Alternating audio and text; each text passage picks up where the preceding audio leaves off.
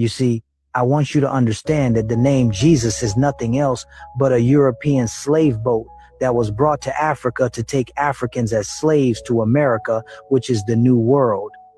The boat was given to Captain John Hawkins in the mid-15th century in the year of 1562, named Jesus of Lubeck. The full meaning is Joint European Slave Union Ship. It was given to Captain John Hawkins in 1562 by Queen Elizabeth I. You see, I want you to do a research, but you know, black people, you don't like to research. When they tell you to listen to Pastor Brown for you to know the truth, you will see it as boring. Then you start arguing blindly on a belief system that has been forced down your throat without evidence. And that is why they are looking down on us.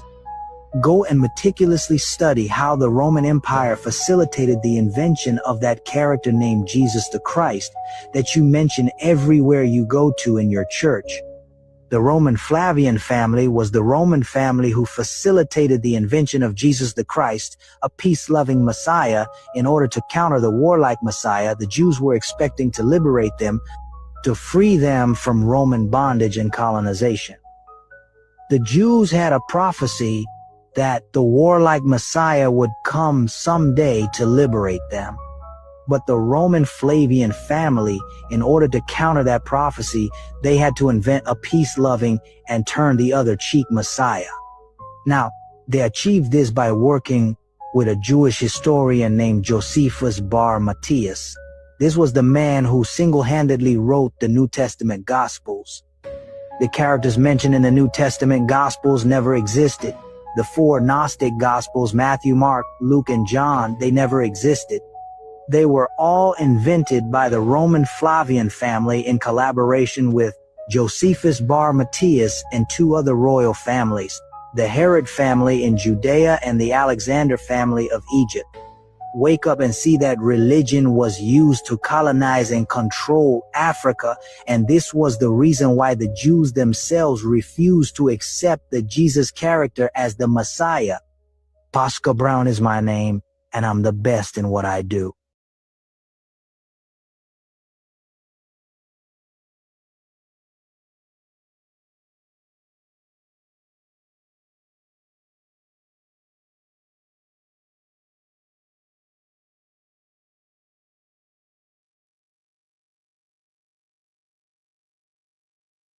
Get back into Africa, where they have lost. The United States of America is trying to get back into Africa, where they have lost some level of credibility. But before we talk about that, do you realize that one of the best ways to control somebody is to make them believe that they need you more than you need them? You know that, eh? Sometimes you have workers, servicemen, people that function in your organization. You need to make them feel like they're actually very lucky to be working in this organization than anything else. If you don't do that, you lose your power over them. Is this something we're seeing happening with the United States of America and other African countries? Well, let's find out about this.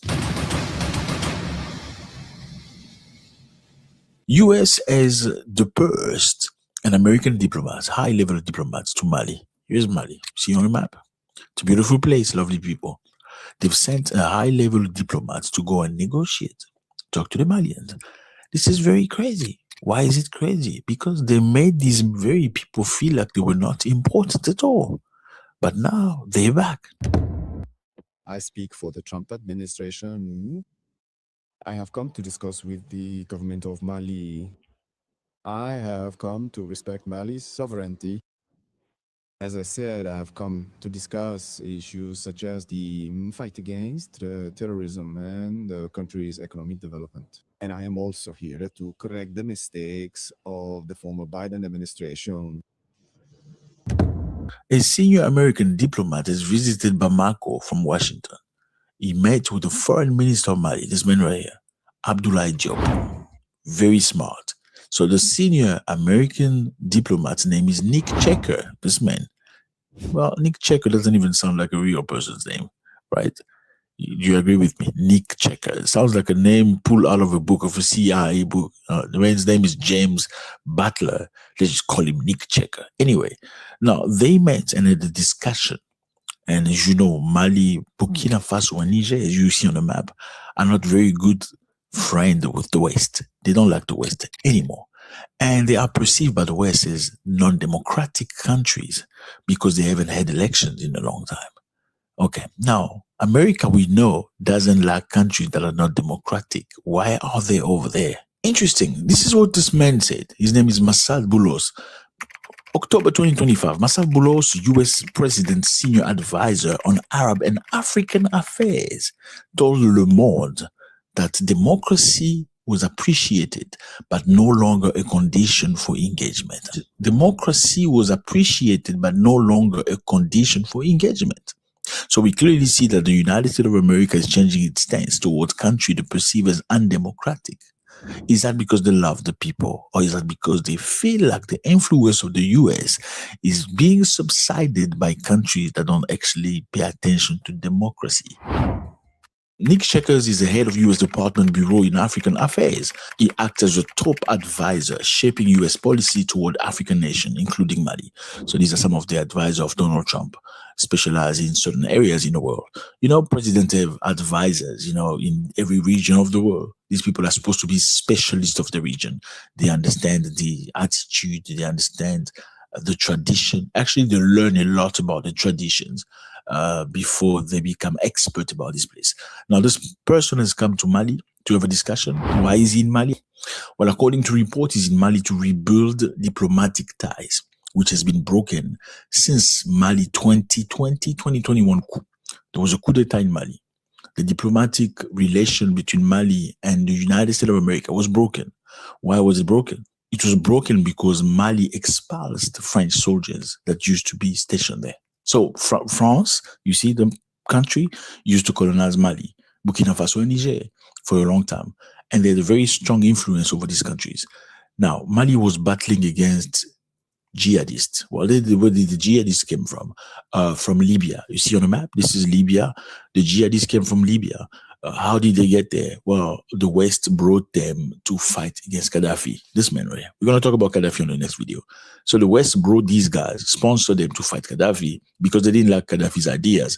Then after they overthrew Gaddafi, the very same people they brought to change things in Libya brought mayhem in the region. So the entire region now run with jihadists. Anyway, let's get back on track. Now, Mali expulsed French soldiers. Why were the French soldiers there? They were there to fight these very jihadists they had brought before.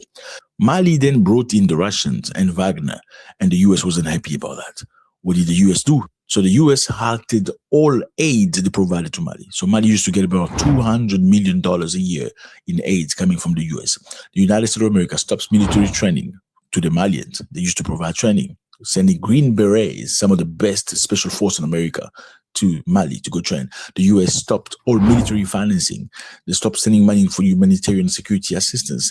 They stopped all joint exercises, and they stopped intelligence sharing. Now, after doing that, the Malians say, you know what? Thank you very much. You can piss off too. How about that? How about that? You are nothing special. It's fine. Okay, they didn't say that. They didn't really say that, but they meant that. Trump came into power, things degraded further. The US ordered embassy personnel to leave. Okay, because, we got to make you feel like you need that more than we need you. So they say, you know what? We're not going to close the embassy, but we're going to ask our personnel to leave. US recently ordered non-essential embassy staff to leave due to security concern in Mali. So you see Mali here, you can see, as you can see, they are enclaved country. They're in the continent. They don't have any border to the sea. So it's very difficult for them to do export and import. And Mali's been struggling with fuel. Why? Because jihadists sponsored by France, according to Malians, are now targeting all the routes that transport fuel in the country. So if you can't beat them with guns, you can beat them by attacking the tanks that transport fuel. Everybody needs fuel, right? I mean, you call it gas in America. Everybody needs gas. You need gas for food, gas for everything. I mean, if the price of gas goes high, what happens? Society collapse. Why society collapse? Because the price of everything goes high. If gas is rare or oil or petrol is rare, everything becomes very expensive. Now, how were they going to go about this? Let's just attack the tankers. How about that? That was the strategy they came up with. And America said one of the reasons why they asked non-essential staff to leave the Malian American embassies because of lack of fuel and because of the junta's alignment with Russia. Obviously, I mean, America says, we're not going to provide you with aid anymore. The money we used to send you, we're not going to give you anymore. The training, we're not going to give you anymore. We're not going to share intelligence with you anymore. Why? Because you've kicked out our cousins' friends. I mean, are you going to sit there waiting for them to feel sorry for you? Or are you going to find an alternative? Obviously, the Malians have found an alternative in Russia. Russia sent troops, sent intelligence service, sent training and funding. So America goes like, you know what? Because you turned to the Russian, now we are going forever. Well, that didn't last very long. Since then, there'll be very reduced diplomatic cooperation. Why? Because, I mean, the staff is reduced. When the staff is reduced, you have issues with visas. What kind of issue with visas? It's like, I'm not going to say I'm not going to give you visas, but let me reduce the staff in a way that it makes the embassy almost non-functional. We can't process your demand and request because the staff is skeleton. So that's the relationship. Now, why America wants back? America wants to be back because they're speaking about security cooperation. Washington is concerned. They are concerned about the African country. They are concerned about expanding jihadist activity in Mali. They feel like because they left, there's much more jihadist activity. They're also concerned about Mali's reliance on Russian paramilitary forces. The relationship again between Mali and Russia. So we got to make you feel like you need us more than we need you, so you can be dependent. And also, we must make sure that you don't discover that you can actually do it by yourself, because then we've lost you forever. So we're going to punish you in some way, but make sure that we send our envoy very quickly to say to you, listen, you know, we can give you money and we can make things easy for you. So number one, US wants Mali back because of its influence. It has to be there because Russia is taking over. Number two, well, fellas, Mali is the third Africa's largest gold producer. There's a lot of gold in Mali. And beside gold is lithium, with lithium is very necessary for the creation of batteries, electric cars, and many other electronics. So the US need access. Now, will Mali cooperate with the US? Well, as we know that the foreign minister of Mali met with the American envoy to have a discussion. You can't just tell them to because, you need not to look like you are the enemy of the United States of America. And I know a lot of people go like, why did he say yes to him? He should have said, no, don't come to our country. Well, this is not how politics work. Because if you say no, then you're clearly engaging into a war against America. And I don't think Mali is in a position to do that right now. Do you think Russia will come and help Mali if America decided to engage into a offensive position against Mali? I mean, did the Russians do something when the US decided to abduct or kidnap the president of Venezuela? Do you think they will do something different? I'm just asking you. I mean, these are some of the questions you don't want to hear. Yeah, I don't think it's a good idea to stand against the US and say, no, we don't want to talk to you right now. I think it's a good idea to be politically intelligent and understand that you can talk to somebody nicely without necessarily having to agree or sign anything. But you can be nice to them and perhaps give them hope. And that's politics for you. Because if they don't do that and they stand in a very strong stance saying we're not interested in talking to you, many things can happen. What can happen? Number one, let's look in the past. How about we look in the past to see what America has done in the past to people that have refused to talk to America? There used to be a man named Mossadegh. He was prime minister of Iran back in time. And Iran, as you know, is a big producer of oil. And when Mossadegh came into power, he wanted to give the Iranian back the power, the financial power of the good. After all, they have the oil. They should be able to benefit from it. Well, American companies and British companies were there already working. Well, they didn't like the fact that Mossadegh decided to nationalize the oil. Mossadegh nationalized Iran oil industry, removing British and American control. US reaction was very clear. The CIA organized Operation Ajax, which funded protests, bribed politicians, supported military officers. The outcome was very clear, fellas. Mossadegh was overthrown and the Shah was restored to power. So this Mossadegh guy that wanted good things for Iran was taken off. Why? Because he didn't want to cooperate with the United States of America. Chile was run by a democratically elected president named Salvador Allende. This is a president elected by the people. But Allende wanted to nationalize copper mine where U.S. companies had invested billions of dollars. He aligned with socialist countries and rejected U.S. economic pressure. They put a lot of pressure on this guy. Guess what happened? The CIA funded opposition groups. The United States applied economic pressure on Chile, and the U.S. supported military elements hostile to Allende. Guess what happened? They attacked Allende's presidential palace. This is the president of a republic who was democratically elected because he chose to nationalize copper and make sure his people were funded, schooling, healthcare, and many other things, social work. The United States of America, through the CIA, funded people they liked to go and attack the president's palace. Well, guess what? The president himself wore an helmet that was given to him by Fidel Castro, and an AK-47. They fought against the military until he passed. The army aeroplane bombed his palace. Later on, he was found in his office dead. So was this really about democracy? Absolutely not. Lumumba, you probably heard of this man before. Lumumba was one of the first prominent African leaders. What did Lumumba do? Lumumba rejected Western control. He sought Soviet assistance, wanted full independence from Belgian influence. So he wanted his country to be 100% free. Well, the US reaction, declassified file from CIA shows that the US considered Lumumba as a threat because he was talking to the Russian. The CIA supported rival faction. The US backed Joseph Mobutu, this man right here, who later seized power. The outcome, Lumumba was arrested. He was beaten up. Look how black people were treating their own black brothers. This is a man that fought for them against the colonialists. Look how they're treating him. That's why you see Congo goes through the most, because this is like their Jesus. Look at how they treated their own Jesus for the interest of the white people. Lumumba was arrested and Mobutu became a dictator, terrifying the country for the next 30 years. And the country has never known peace after that. So as you can see, the United States of America is very well capable of doing many, many things if you don't do things the way they want you to do. Now, Washington has also expressed its openness to consultation with neighboring Burkina Faso and Niger. So in other words, it's a way to say to these African three countries that have freed themselves from colonialism, are you going to come on board with us or are you going to stick with the Russians?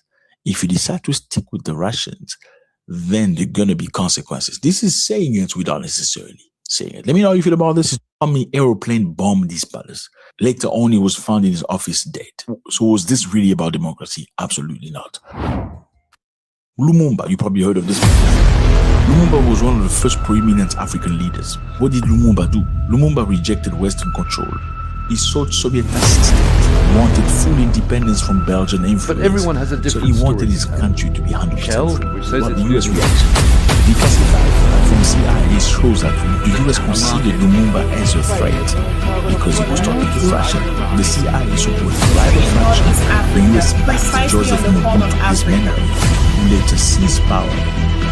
The outcome, Lumumba was arrested. He was beaten up. Look how black people were treating their own black brothers. This is a man that fought for them against the colonialists. Look how they treated him.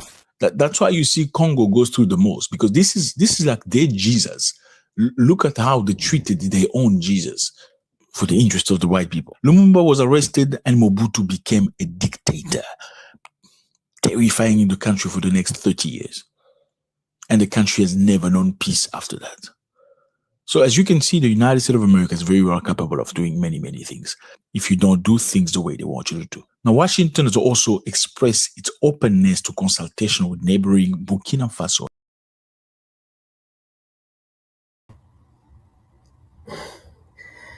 All right. Good afternoon, folks. Once again, this is Frank. I am your host. This is the Revolutionary Repatriation Educational Lecture Series as part of WCC every Sunday or Saturday. Now, sometimes we come on Sunday, sometimes we come on Saturday. But today we are on Saturday, right? Once again, this is Frank. I am your host. Now, wow. Let me see here. It's already 1 o'clock. All right. Now, today's topic, it says Niger coup attempt failed. Yes, there was a coup attempt in Niger and it failed. Now, hold on. Let me see something here. You see, not this book. You see this book? How Europe Underdeveloped Africa. It was written by Walter Rooney. How Europe Underdeveloped Africa. Now, in this book,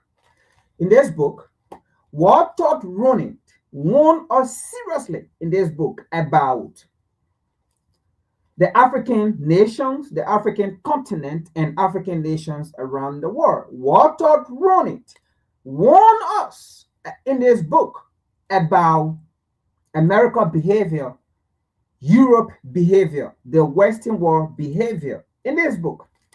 Now, he warned us very seriously and said the liberated zone of the African continent, the liberated zone of the African nations around the globe will be under constant threat from the West, will be under constant threat from the USA, from France, from England, from Great Britain, from the neo-colonialists, okay? Those liberated zones will be under constant threat. Let's continue. All right. Today's topic, it says, Niger coup attempt failed. Uganda elections. Now, I know many of you have seen it, right? So, I'm not really going to bring out article or videos, all right? But I'm going to talk about it because you have already seen it. I'm just going to give my view, all right? Now, and then it says, AU is a disgraceful organization in Africa. African unity, AU, is a disgraceful entity on the African continent. Now, from the video that you just watched, right? Now, after I'm done speaking, we're going to an article about the US going to Mali, going to Niger, so laughable, right? Going to Niger and begging Niger. Oh my God! I thought European journalists, I thought Western journalists says Africa is poor. I mean, why would you be begging a poor nations? Why would you be begging and a poor continent? For what? Why would you be begging them? Why can't you leave them alone in their poverty-stinking life? Why are you begging them to be part of them? You see, shame on Western journalists. Shame on BBC, ABC, CNN, all of them. Shame on them. And shame on the Africans reporters who report according to how Western media want them to report about Africa. The truth is, let us be frank here.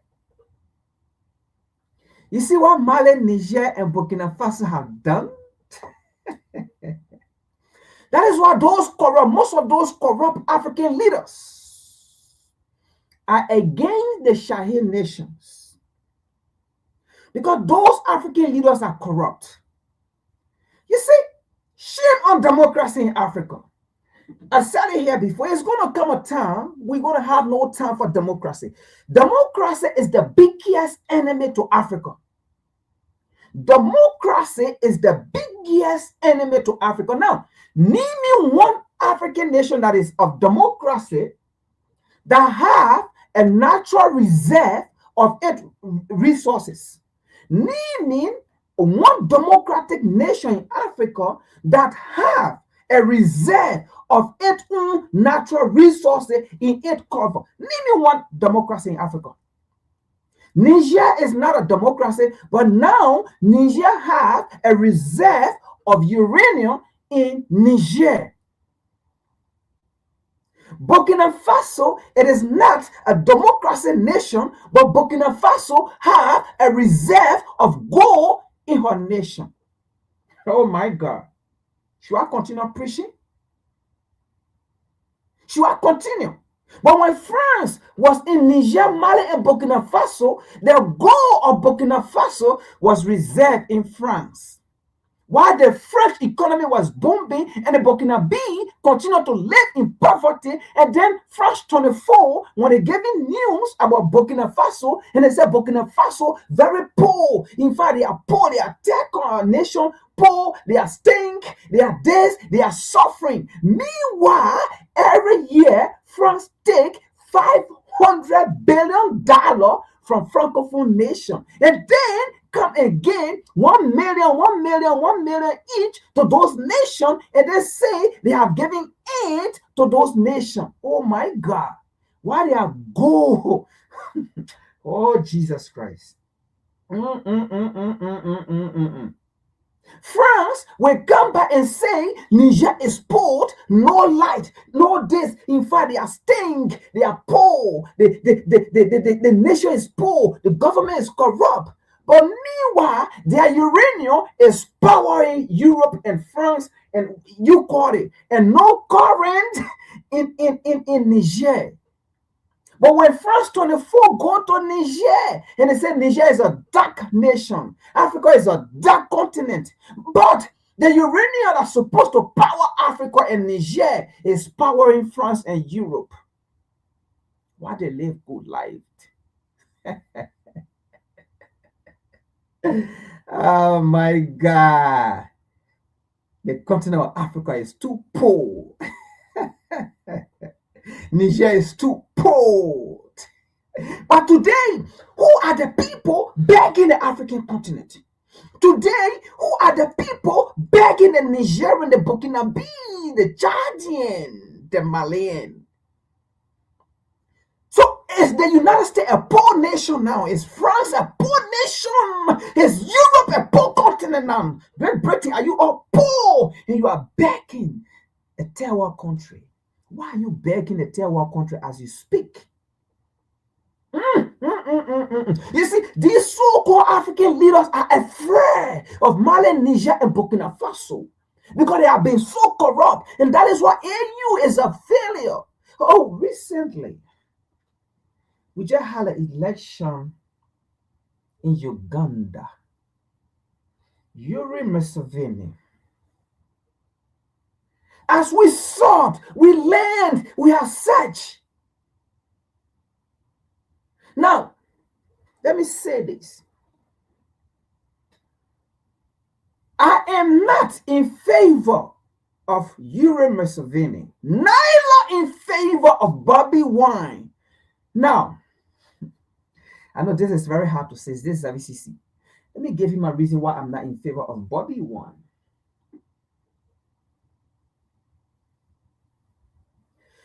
You see, Bobby Wine pretend to be a Pan-Africanist, but you cannot be a Pan-Africanist and then coming to the same people who cause your calamity. And what Bobby Wine don't understand here is the truth is the US is behind Yoweri Museveni. Europe, they are still supporting Yoweri Museveni. They don't know. Now, this Uganda president, Museveni, may be saying some things and you feel that, oh, yeah, he's saying the right thing. He's putting it in the US face. He's putting it in Europe face. No way. You know, that's the technique of this. Look, they have come, this African leader, along with their slave master, have come to realize that things have to change. If you speak, acting that you are speaking, and, you know, or of the ill in society that the US is doing to the African continent and to African nation, or Europe is doing to the African continent and to African nations, then the African people will love you or like you. That have been going on until then the Shahid nation came. and say, no, it's not just about pointing finger to the US. It's not just about pointing finger to Europe. But equally so, it's about we African leaders that represent the continent, that represent our individual so-called colonial nation.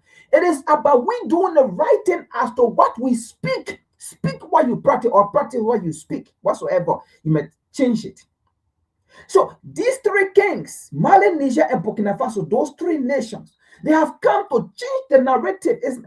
They have come to change it. It's not just about talking, hey, the US, hey, Europe, oh, this. No. But equally so, if the US make decision against Mali, Niger, Burkina Faso, we do the same thing. But you see, most of these so-called African nations in the AU who are against Mali, Niger, and Burkina Faso, those are leaders that don't want to change. Those are leaders that have failed. Those are leaders that don't have the guts. Those are leaders who are slaves on the African continent, serving as African leaders or president. They are all slaves. You see, there was an election here in Uganda. As we saw, Bobby won that election, which of course it should have been given to him. Be with me now. Which of course it should have been given to him. Let me remind you. Have you seen AU come out to speak about it? Folks, all these people are in the same boat. Don't think. Look, this AU, they are not looking for a young leader. They are looking for their peer to be in power. This AU. AU is a disgraceful organization, supported by the West, funded by the West, and working for the West. Now, when Tanzanian female president, vividly as we saw, she lost that election, but she came back and took power. What AU did? AU sent a congratulation message. AU did not say we have to go in to investigate. No. They all work together. They work together.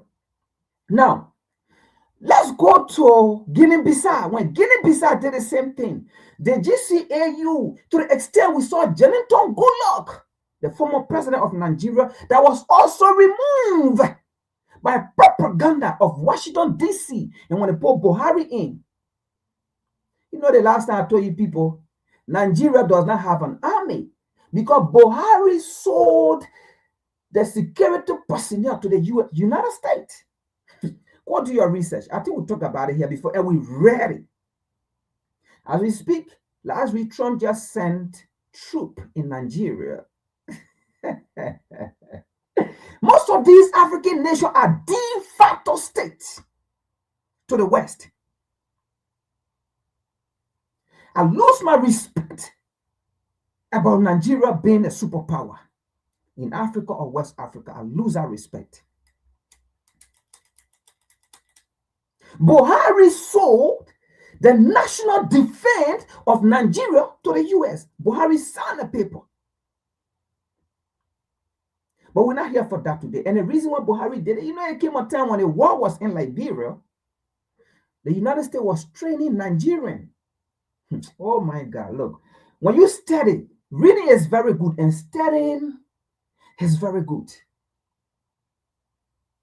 While that war was going on in Liberia, that war was not a civil war. It was an international battle fought in Liberia. And the secret, Washington, D.C. was heavily funding the Nigerian army. That's how during that time period, Nigeria became so powerful, and we say, oh, Nigeria is a superpower in Africa. Washington, D.C. was funding the Nigerian military, funding them heavily. Because at that time, they control AU. And at that time, Washington, D.C. have bought AU and won AU never to step in Liberia for peacekeeping mission. And they won AU that when we ready, we will send you there in Liberia to go for peacekeeping mission. AU did not step there. So there was funding at that time, the Nigerian army, and training the Nigerian army that when we're ready for you to go to Liberia for peace, then we will send you there. Oh my God. Liberian went to research. I mean, this came in because you have to come in, but that's not what we're here today. Go and do research about your own country and see what went on over there. The United States, yeah, Washington, D.C., yes, my face is here. Washington, D.C. told AU not to step in Liberia for peacekeeping. When they're ready, they will send peacekeeping force. And that's how they was training the Nigerian army. Because that was the agreement. Because at that time, Nigeria controlled the AU. That was the agreement. Do not step there. And they pumped billions of dollars to Nigeria because of that.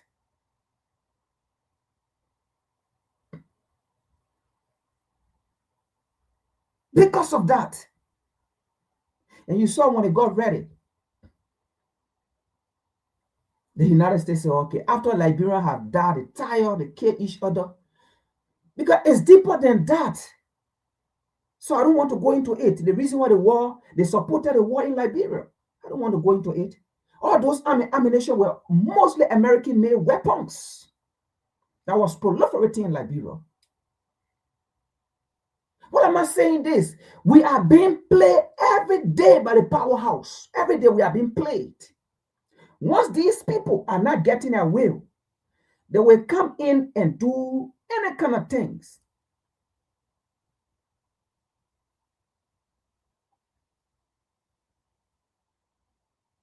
Now, let me come back. So, like I was saying, the AU, it is a disgraceful organization on the African continent. They never talk about Guinea-Bissau. They never talk about Gabon. In fact, they congratulated all those people. Look at an election that was held in. Look, you see, let me say this to the African continent, to the African people in Africa, to the voters. Let me tell you something. United States does not, they don't believe in democracy. Don't listen to what they be saying here. Because the United States is not a democratic nation.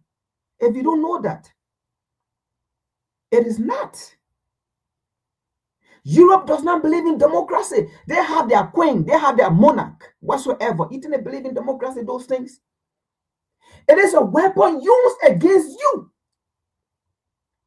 It is a weapon used against you. Democracy. It doesn't exist. Nobody gave you democracy.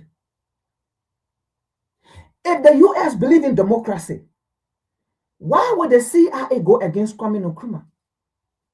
Because he believed in democracy. Why did they work with him? But today, we can see the United States working with Paul Biya. Today, we can see the United States working with Farouk. These are people that have been in power for over 50 years. In Togo, those are not democracy, but these people believe in those people. Why did the US go against Patrick Lumumba? DRC Congo, a democratic leader. In fact, when you look at the history of Africa, leaders that have been assassinated directly or indirectly in Africa, they were all Democrats who believe in democracy. But the West did not believe in them. And then you stay sitting for the US to come and tell you about democracy? Europe to come and tell you about democracy? Why can you ask them, if you believe in democracy, preaching democracy to us, why did you plot the removal of Nkrumah? For assassination attempt, if not, he was even going to be killed. Why did you kill Patrick Lumumba? Why did you kill Amilcar Cabral? Why did you kill Thomas Sankara? Because those people believe in democracy. And you did not work with them. African people, why are we so blind to the extent that we can see the reality? Why are we so blind? The three best leaders on the African continent as we speak Abraham Tihani, and Assimi Goïta. Those are the three best African leaders on the African continent. Because those people, the truth here is, like I was saying, there is no African nations that you will go to and you see that African nation have reserve of its own resources stored. It only happened in Niger, Mali, and Burkina Faso. That is a true leadership. That is a true government. Now, do you know why the U.S. is going to Mali? Now, let me say this. Let me say this before we even come to the article. The article that I'm about to show you. Let me say this before we come to the article. You see, these African leaders, they are all stupid, dumb, and puppeteers. How can Washington, D.C. make you to hate your own African brothers and sisters who are doing the right thing? And then you there hating those nations. But at the same time, then the United States wake up. While you are there hating your brothers and sisters, the United States go behind you and making peace with them. You see how dumb and stupid this African leader, like Tinubu, how dumb and stupid Tinubu is. Tinubu, Washington, D.C. is making you to establish enemyship with Mali, Niger, and Burkina Faso. Then at the same time, Washington, D.C. is going behind you, Tinubu, going to Mali, Niger, and Burkina Faso, making peace with them. You see the stupidity with African leaders, the stupidity with we Africans. We are so dumb and stupid. Why would someone be making me an enemy to my brother? Then at the same time, then that person pass behind me, going to my brother, making peace with that person. They're putting us together. You see the stupidity?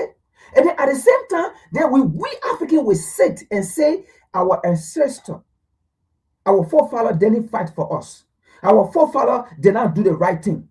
When in this current time, at least, maybe at least our forefather did not understand Europe or the Western world at that time, the white man mentality at that time. They did not. But in this current time, now we understand. We read their mind, we see it. But yet then still we continue to make the same mistake. Then we will come back here and say our forefather did not protect us. Our forefather betrayed, our forefather lied. When we are betraying ourselves in this current time. And then when you die, you become part of your forefather. You see? Africa, France is making you an enemy to your brother. But at the same time, they are going behind you, trying to make peace with those people. Are you getting it? Benin, Togo, these people putting your local heads together. But at the same time, Europe is going behind you people making peace. African Unity, AU, they see you as Washington, D.C. and Europe. Made you to go against Mali, Niger, and Burkina Faso and put sanction on them. But those nations rose, they survived. And by this 2026, 2027, those nations will be supplying the African continent with food. The entire African continent, they will supply the African continent with food. How did they manage? How did they do it? Without Euro support, without America support, without IMF, without World Bank? They survived. How did they do it? Because the national law, their resources. They take control. That's what happened when you take control of your destiny. That is what happened when you take control of what belongs to you. You see surplus of it. You don't beg for crumbs. That is what happened when you don't beg the US for crumbs. That is what happened when you don't beg Europe for crumbs. So the nation you despised yesterday, you put sanction on, it is those nations this year to next year will be supplying the entire African continent with food. Where is your democracy? Where is your democracy? Democracy will not feed you. Democracy have never fed Africans, and democracy will never feed Africans. Democracy have been a problem to the African continent. Those nations are not democracy. In fact, the most surviving nations in the world are nations that are not democracy. The most surviving nations in the world are nations that are not democracy. The most dependable, independent nation in the world are nations that are not democracy. Democracy means democracies. Democracy means demo and crisis. Democracies mean nation with crisis. Because there will now be agreement. The other person will always disagree, and the other person will always disagree. And democracy always means a nation that is so easy to manipulate.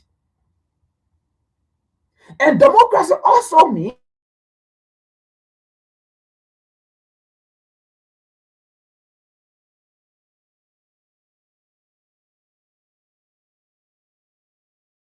a nation. That is what democracy means. Democracy actually means divisions, because there will always be division. Democracy means division, understanding, chaos. Name democratic nation that have provide life for a people. Name me the democracy nation in Africa. Name me it. Name me one democracy nation in Africa since the 1960s that Africans were getting independent. Name me one democracy nation in Africa. Name me it. With vast majority of resources. Now, let me tell you this. Do you know that recently Ghana just paid off $1+ billion back to the IMF or World Bank in debt? Why Ghana did that? Because the new president of Ghana is following the same model as Mali, Niger, and Burkina Faso, naturalizing their resources. Ghana pay back. These are the things that happen. Taking control of your own resources, your gold, your minerals. But let's look at this article. Let's look at this article. I know I have talked for long. Let's look at this article.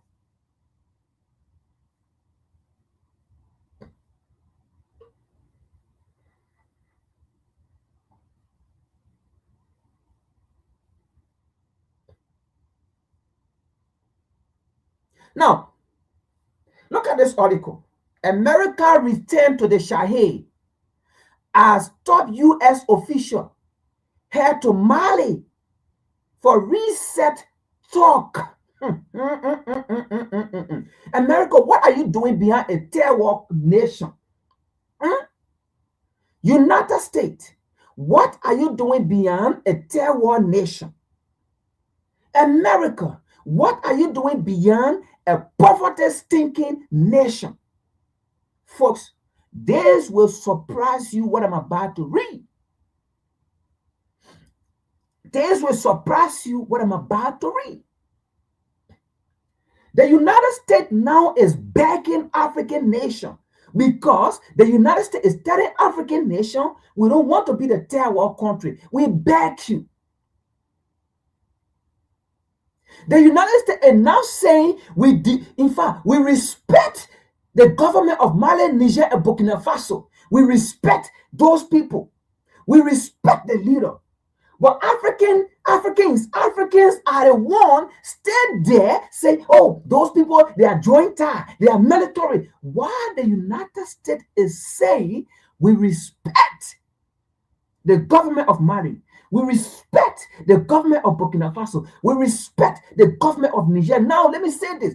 Washington, D.C. is not saying it because it is from their heart. Washington, D.C. is engulfed with shame. All they thought those nations was going to fail. Because yesterday when we checked, the United States called aid. Yesterday when we checked, the United States said they were not inviting those nations to U.S. for Africa U.S. summit because those nations were done democracy. Yesterday, when we checked, the US and Europe told AU to put sanctions on those nations so that those nations can fade. But today, no, those nations did not fade. Yesterday, the United States thought the people of Mali, Niger, and Burkina Faso were going to go against their leader when they cut off food supply or agro supply, whatsoever they call it. No, the people stood behind their leader, and in fact, the people began to heavily invest in agriculture, and today the people are feeding themselves. So the United States is ashamed. The United States is engulfed with shame. Those nations did not fade as they thought it was going to be.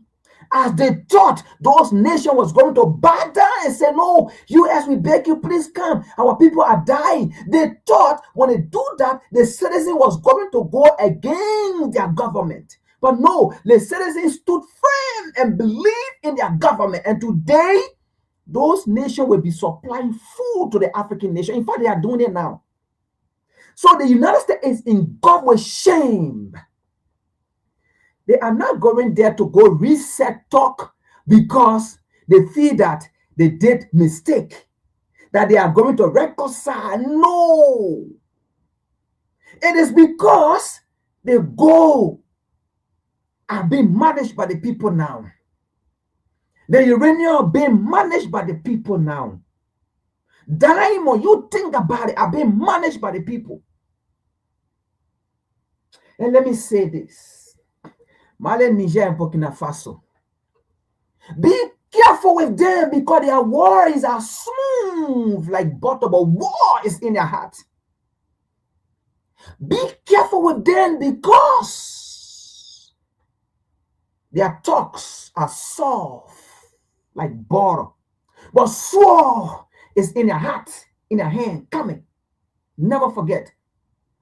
Look at history, what they have done. They are so crafted. They will come with peace talk. You saw what Obama did to Gaddafi. After Gaddafi felt that, oh, my black brother have become president. Because Hillary Clinton told us they were behind Gaddafi for over 30 years. They never got him. But when Obama came, Obama went to Gaddafi, and Gaddafi turned over his nuclear power, his nuclear weapon. And by the time he turned over his nuclear weapon, what happened? Boom! They went and got Gaddafi. Be careful with them. We're not saying don't run your government. We are not saying don't invite anybody or don't accept invitation. No, let them come. Let them come and tell them we are good. Let them come, honor their invitation. But when they come, tell them we are good. Tell them this is what we want, this is what it is. Tell them, no, let me say this. United States, leave Mali, Niger, Burkina Faso alone. The truth is, you see, we Africans, let me say this. We will not say we are not giving uranium, gold, diamond to the US or to Europe. No, we will. We will. We will give you aid.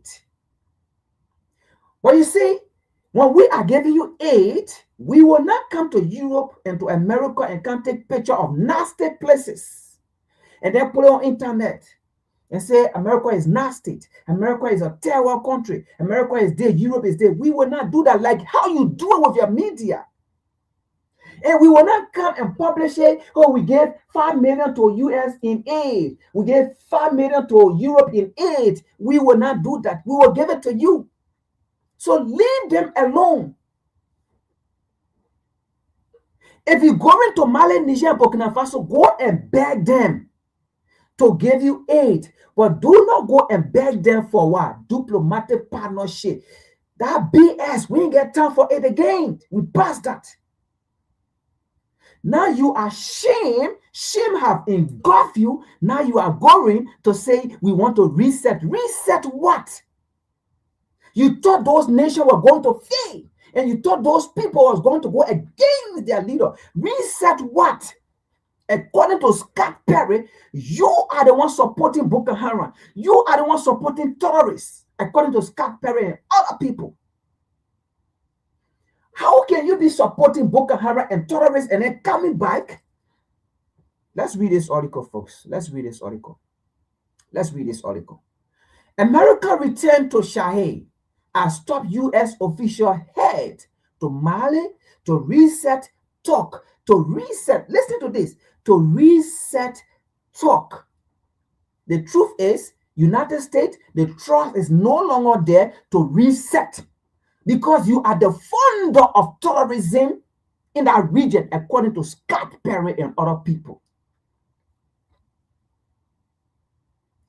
Let's read here. We're going to take it bit by bit. I love this article. The United States is taking cautious, oh my God, cautious. The United States is being careful.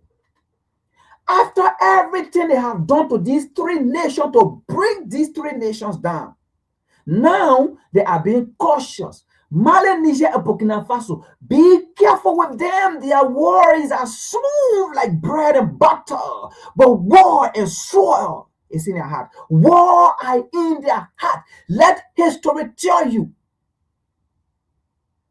Let history tell you what these people are capable of doing. Don't trust them. Yes, you can give them aid, but resetting the clock or diplomatic tie or this, that, all those things, they are all bullshit. You can help the U.S., yes. Help them. Give them aid. They need it. You can help Europe because they are in darkness. Poverty is engulfing them. You can help them. You can give them aid. Nobody asking you, nobody stopping you from giving aid to Europe or US. No, everybody needs to survive. But be careful with them. Be careful with them.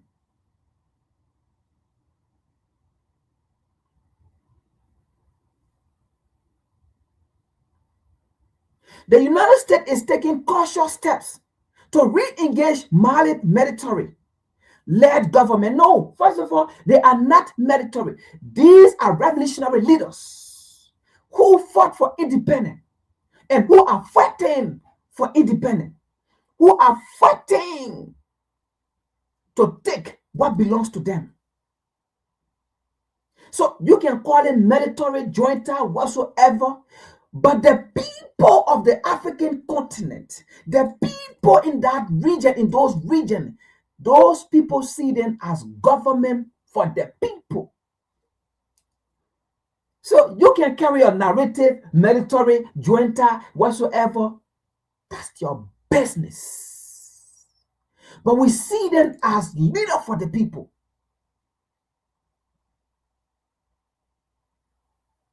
Listen to this.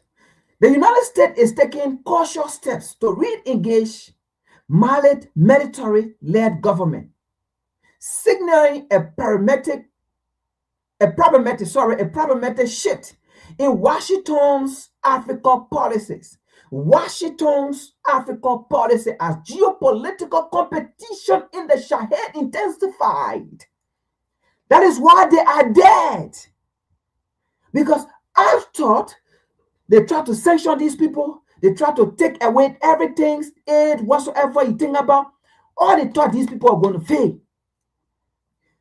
But these people tend to China. These people tend to Russia. And these people tend to North Korea. That is what can happen when you think you are all to it. US, that's what can happen when you think you are all to it. When you think you are all to it. No, but these people now, they have settled. And then you're going back to go renegotiate. You know what? You will renegotiate 1 time, 2 times, 3 times, 4 times, 5 times, 6 times, 7 times, 8 times. But the truth is, these nations already know who you are. If you're going to do the right thing, you wouldn't be talking about renegotiate, resettle, re-engage, re-dat, re-date. What are you doing beyond poor people? We are poor nation. We are poor continent. Now, the United States is re-engaging with military leader-led government in response to geopolitical competition in the Sahel. The US have realized that these three nations, they are getting stronger and stronger and stronger day by day. These three nations did not fail. In fact, these three nations have some superpower too, backing them and supporting them. And in fact, they have realized that these three nations are actually succeeding in battling the jihadi, the Islamic group that have been funded by Washington, D.C., according to Scott Perry, through USAID and other organizations. The U.S. Bureau of African Affairs or African Affairs expressed intention of diplomatic re-collaboration, emphasizing respect for Mali's sovereignty. Emphasizing respect for Mali's sovereignty. Oh, the same government you call military-led government. Now, you so-called stupid African leaders, this is the United States saying that they're going to respect Mali's sovereignty. They don't care how the people got their sovereignty, how the people came to power, how the people, because they realize that the people, the civilians, the people love the government. Now, the United States is saying they respect Mali's sovereignty, Burkina Faso's sovereignty, Niger's sovereignty. But we have these stupid African leaders, some of them, these stupid African journalists, some of them are still carrying a narrative. Oh, these people, they are not democratic. They came through the back door, or they came. Let me say this. If you African leaders and you African reporters are saying these people came through the back door, if Kwame Nkrumah was not going to go through the back door too, Ghana was not going to be like that. Amilcar Cabral, Guinea-Bissau was not going to be like that today.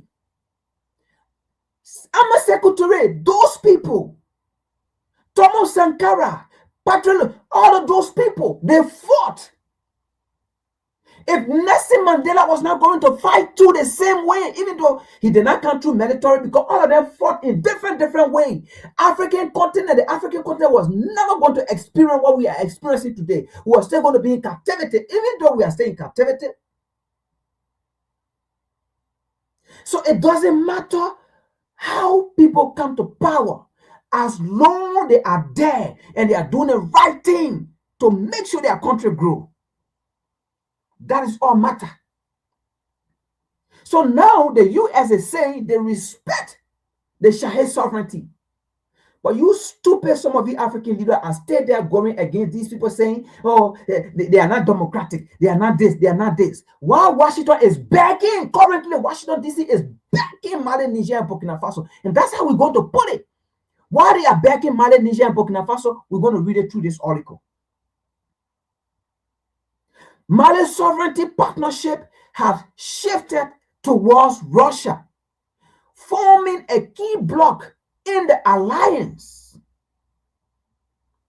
In the alliance of Sahel State. This is Washington, D.C. talking. I'm just reading. That's not me. This is Washington, D.C. talking. I'm just reading. That's not me. I didn't write it.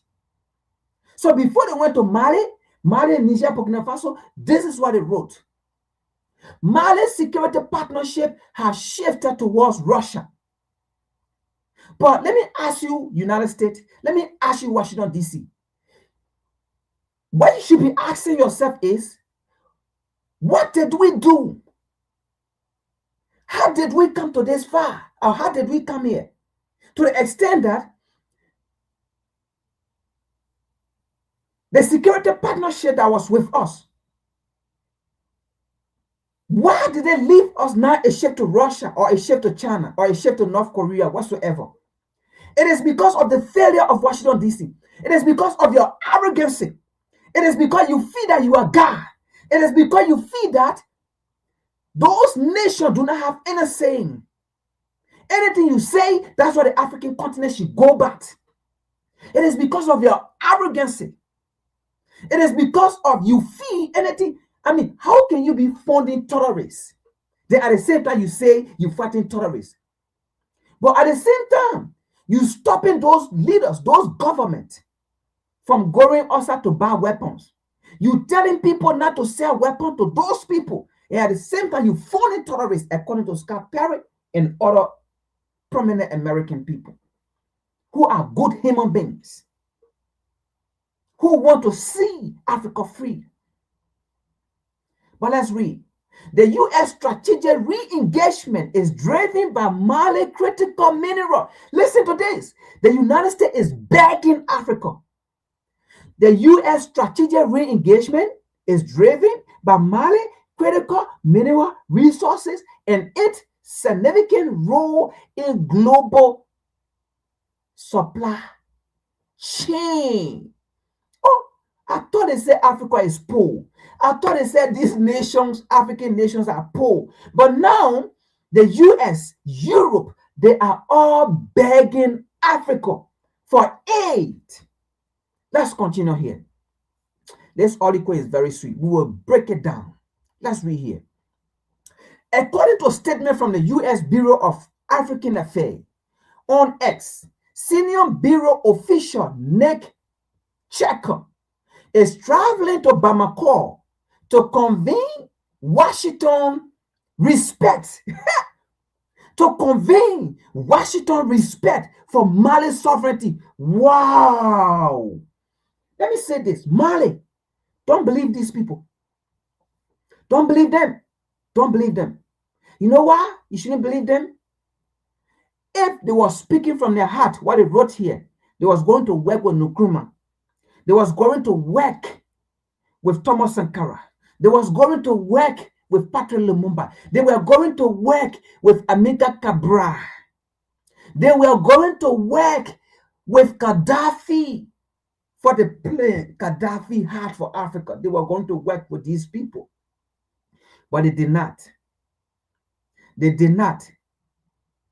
What these people want is they want to come and settle. When they settle, they're done with you. So money, boom, they will take you off. Now they want to respect Mali's sovereignty. Now they want to respect the Nigerian sovereignty. Now they want to respect Burkina Faso's sovereignty. Wow.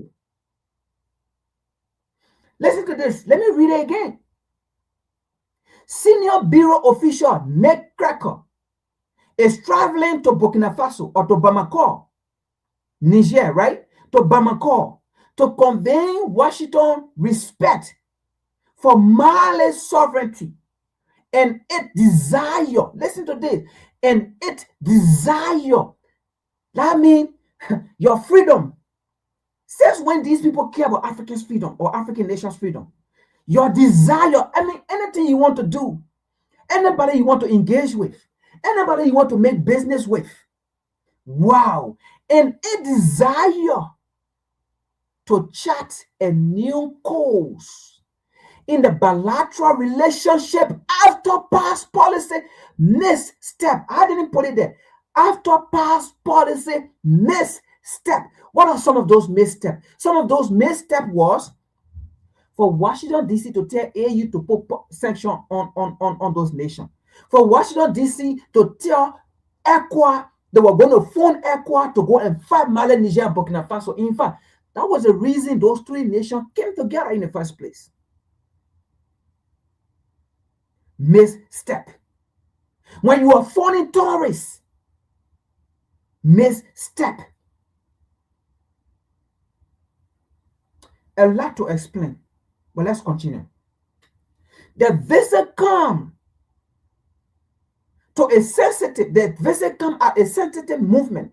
Mali alongside Burkina Faso and Niger form the alliance of Sahel state, a bloc that has formally broken away from ECOWAS and reoriented itself or its security partnership towards Russia. The truth is, US, you have lost your position. Let me say this. I am not speaking for Mali, Niger, and Burkina Faso. Washington, D.C., you should be blaming yourself. You should be blaming yourself. Let me say this. At this point, This nation will not leave Russia and come back to you. At this point, this nation will not leave Russia and come back to you, because you know what? These nations have tasted peace. They have tasted peace. They have tasted independence. They have tasted what it means to control what belongs to you. They have tasted no interference. They made business with Russia. They signed a deal whatsoever. Russia is not giving them the Russia foreign policy and putting sanctions on them. In fact, they're working with Russia, but today, Mali have reserve of gold. Today, Burkina Faso have reserve of gold. Today, Niger have reserve of uranium. While they are still working with Russia. Russia is not telling them, oh no, don't do this, oh no. No, and today, the people are full self-sufficient. But when they were working with you, Washington, D.C., they were not full self-sufficient because you told them not to invest in agriculture, because you wanted for the people to be dependent on you.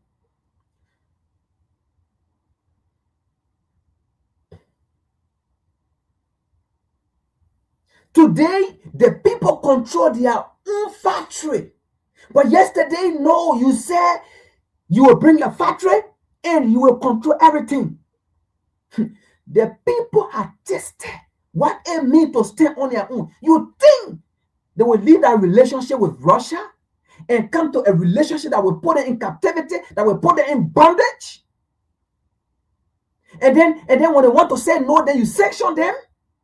You think so? Let's continue reading here. In fact, what I'm saying here, they themselves said it. I'm just repeating what they said. But let's continue. Senior Bureau official Nick Checker is traveling to Bamako to convey the United States respect for Mali's sovereignty and desire to chart a new course in the bilateral relationship and a more past and move. Listen to this. And move past policy misstep. So do you think these people want to come back? When you yourself, you are now saying your policy that you have on the African continent, in those nations, they were dehumanizing.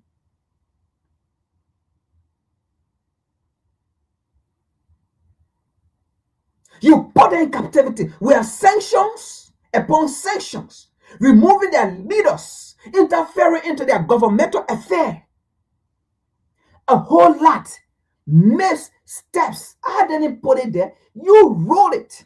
And let's read it. The United States look forward to discussing next step. Yeah. US, we're just reading here, but blame yourself. The ball was in your hand. And you thought you were a guy. Now the ball is no longer in your hand. You are running beyond African, begging African now. Who is a third world country here? Who need help here? Who is begging for aid? Let's continue here.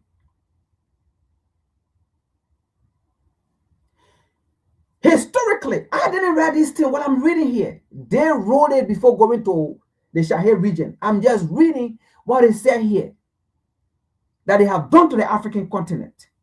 They wrote it. I didn't read it. I'm just reading it and trying to explain it better. Let's read. Historically, the United States has maintained. Listen to this. Wow. If you were doing the right thing, why would nation want to leave the U.S. if the U.S. were actually doing the right thing in Africa? Nobody will want to leave. In fact, nobody will want to even go to Russia. Nobody want to go to China. But because you are horrible, but because what you did on the African continent was horrible and inhumane to the African people, because you lied to the African people. You saying it, I didn't say it, I'm just reading it. Historically, the United States has maintained a high intelligence military coup. You see? Historically, the United States has maintained a high land against military coup. No. The United States took part in Ghana, Kwame Nkrumah, that was military coup. The United States took part in DRC Congo, Patrick Lumumba, that was coup. The United States took part. Thomas Sankara, Burkina Faso, that was coup. The United States took part. Guinea-Bissau, Amiga Cabral, that was coup. Should we continue to go? The United States took part. Vividly, we saw it. 2011, Libya, Muammar Gaddafi, that was coup. In fact, you went, oh my God. Eh? Oh, America. America. Don't blame us. Don't blame Africa. Blame yourself. The seed you sowed, it is the seed that you are harvesting today, or the fruit that you are harvesting today. Don't blame African of how we speak now, of what we say. Don't blame us. Just accept the truth that, you know what, they are actually saying the truth. It is our fault. Because we are not saying anything here for anybody to see and say, oh, you know, it's sentimental, it's this. No. We are just reading what you said, and we are just reading your history, your behavior. So don't blame us when we speak like this. Don't blame us when we are voicing out our frustration, our anger with you. Don't blame us. Instead, agreed. Well, maybe we might still agree to give you a chance, but we don't know. We don't trust you. We don't know. But what I can tell you is, no, we will give you aid. We are not going to turn our back on you. We have never done it, and we will not do it. We will give you aid, but just leave us alone with that BS. Reset the clock, diplomatic, or our mistake, our misstep, our days. What? Since the 1600? Should we go there all the way to 2026? Leave us alone. Come and beg us. We will give you aid. But BS was all those crap where diplomatic, we want to reset, we want to correct things, we want to. No, you only say you want to correct things because you are seeing Africa moving on. And you are seeing to the point that we are no longer backing you now. We are no longer backing you.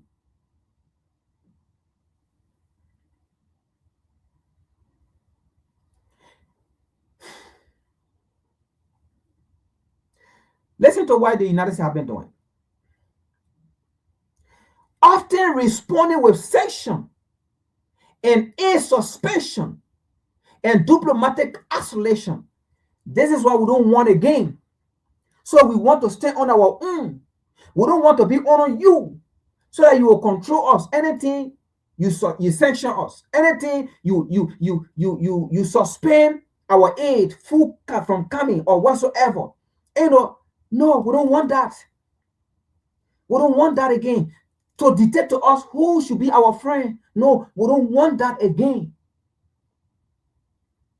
But the truth is, Africa will not turn her back on you. Africa will still give you aid. Africa will give Europe aid.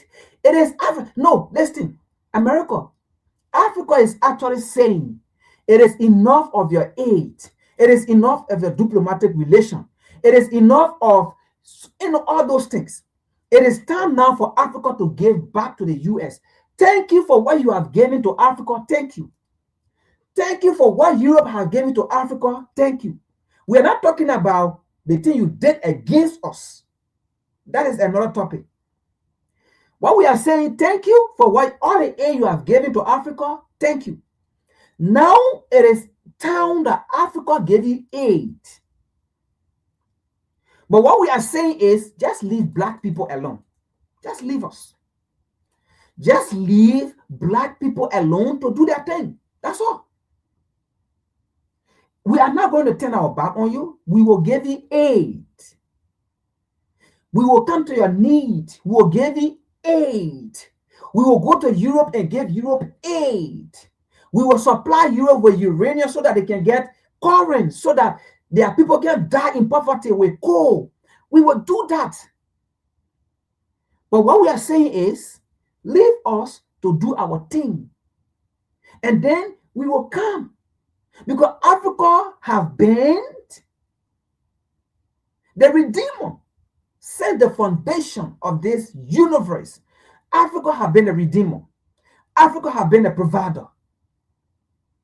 Even though you don't want to say it, you came, colonize us, enslave us, subjugate us, kill us, any kind of way you want to. We will not turn our back against you. What we are saying is, just leave us, and then we will come to your aid. While you are lacking off, we will give it to you. That's what we're saying. While Washington is re-engaging Mali, U.S. re-engagement with Mali is anchored in strategic economic. It is not about the Malian. It is not about the Nigerian. It is not about the Burkinabe. Neither about Africa or the African continent. Anchor, it means is centered around economic and security interests rather than softening of Washington's stand on military rule. So now you see, Washington D.C. know that at this critical point in time, looking at geopolitics, looking at global forums, if she keep talking about, military rule, military joint tie, she's going to lose. So now what they are saying, they are going to change the strategic stance, their strategic stand, their strategic engagement, their strategic announcement, pronouncement, or talks. They are going to change it. They are not coming with military rule or joint government. They're going to change it. Now they are looking at their interests. We need the African minerals. We need the African resources in order for Washington D.C. to survive, in order for our economy to survive, in order for Europe to survive. We need the African resources. So now, hey, it's no longer working. Our propaganda about those military days is not working. In fact, the people no longer believe in democracy. We need to change it. So now you see a strategy around economic and security interests of the US and Europe. Let's read. Mali is one of Africa's leading goals. They wrote this before going there. So basically, they sat down in a meeting and they started discussing the African continent. Mali is one of Africa's leading gold producer and whole reserve of lithium. You see? And whole reserve of lithium and uranium. So just in Mali alone, Mali have gold, uranium, lithium, and other resources. Let's read. Mali is one of Africa's leading producer and whole reserve of lithium and uranium, placing it at the center of the global race. Listen to this. Placing Mali at the center of the global race. Now, global race, right? Mali, let's say China, Russia, North Korea too going there now. You have India there, right? They are the race, the global race. Europe and the US or North America. You see it? Placing it at the center of the global race for critical mineral. So you see how these third world countries now going to the African continent, begging the Africans. You see how these third world nations going to the African continent and begging Africans for resources. Mali is one of Africa's leading gold producer and whole reserve of lithium and uranium, placing it at the center of global race for critical minerals. Nigeria, You guys were sitting in Nigeria talking about Trump is coming to fight for Christians. Trump is coming to fight for us. You think so? Since when have you gotten a Messiah outside of your race to die for you? No, let me repeat that question. Let me put my face here. Let me come here. Let me say this. Since when you Africans, you so-called Africans, since when have you gotten a Messiah outside of your race that died for you? Since when have you gotten a Messiah outside of your race, outside of your continent that came and died for you? Since when? There is no history. There is no history that says someone outside of the African race, someone outside of the black race, went and stood as a Messiah and died for the black race. It is never in history, and it will never be found, because the last time I checked, I have never found it, where a non-black man came and stood as a Messiah to die for a black man. I have never seen it. And it will never exist. Never. It is not in history, and it will never be in history. Because the last time we checked, the black man that came to die for an African was killed by European.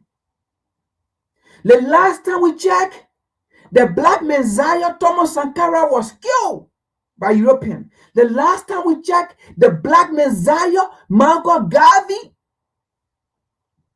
was falsely accused by European. The last time we checked, the black Messiah Kwame Nkrumah was removed by European. The last time we checked, the black Messiah Thomas Sankara was killed by European. The last time we checked, the black Messiah Muammar Gaddafi was killed by European or Westerners. The last time we checked, Amilcar Cabral, the Messiah for black people, was killed by European. The last time we checked, the Messiah Malcolm X was killed by European. The last time we checked, the Messiah Dr. King was killed by European. Should we continue to go? All the black Messiah were killed by European. There is no race outside of the black race that have ever served as a Messiah for the black race. It is not there, and it will never happen.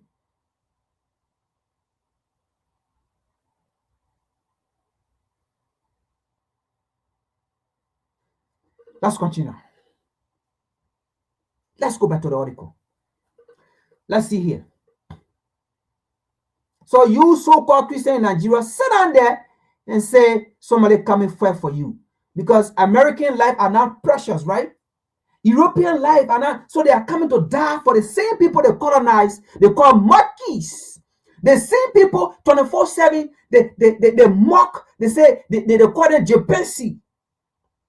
And the people they're coming to die for. The same people they colonize for thousands of years. They enslaved for thousands of years. That the people they're coming to die for.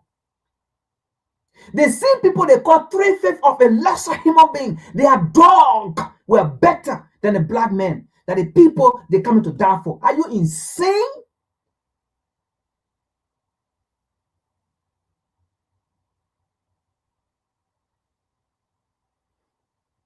The same people that kill all your Messiah.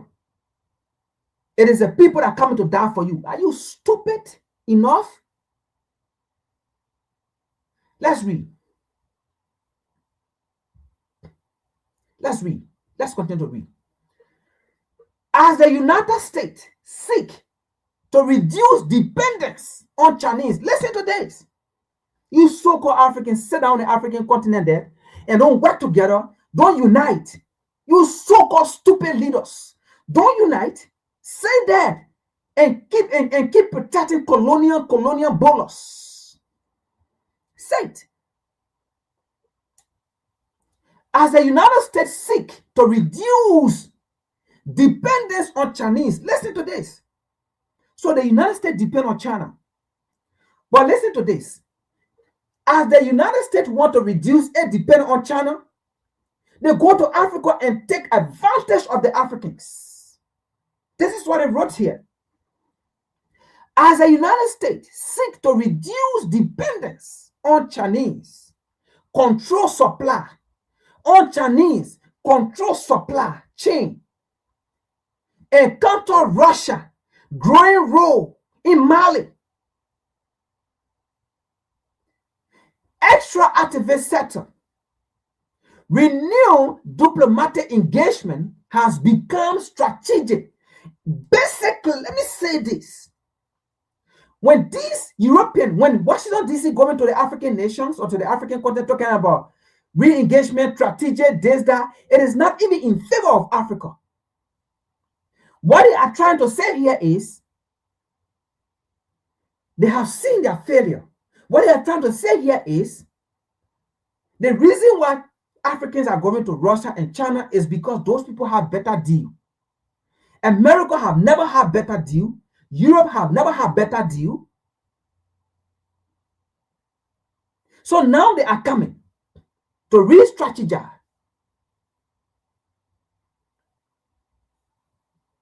You get the point. Let's read. Security considerations are equally central. Mali sit within a Sahelian corridor that directly affects U.S. counterterrorism operation across West Africa. Now, I'm going to take this out and bring something because they have said something here, right? The truth here is, it has been reported by even the United States Congress that Washington, D.C. support terrorist activities on the African continent. They didn't want to give terrorism. In fact, wasn't Washington, D.C. that gave ammunition to the Arab Spring to remove Gaddafi in Libya? They funded the Arab Spring.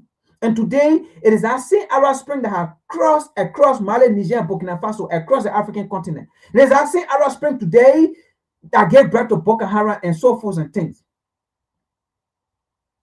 So what are they saying here? Those are the missteps that they are talking about in this article. So why should African people trust you again to renegotiate? Renegotiate what? Leave us alone at this point. We want to keep going forward, like Nkrumah said. Forward ever, backward never. We don't want to come back again. Washington, D.C., leave Africa alone. We are going to give you aid for that. We're not going to turn our back. We will give you aid. Yes, we will give you aid. We don't even have to come to America to come and take pictures of deplorable areas like you do and then put on the internet like you do. You don't take the Google places. You don't talk any good thing about Africa. You go and talk nasty thing about Africa.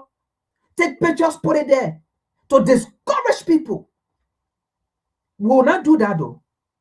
We will give you aid so you can survive. We will give Europe aid so Europe can survive. But leave the African continent alone. You misuse your opportunity. You misguided your opportunity since the 1600 to 2026. Do you know how many generations came and gone? Do you know the wound you inflicted on Africans? The pain you caused to Africans? But on a daily basis, we continue to go with it. No problem. But leave the African continent, the African nations alone. Yes, come and beg for aid. we will give you it. But to say you want to come and renegotiate what?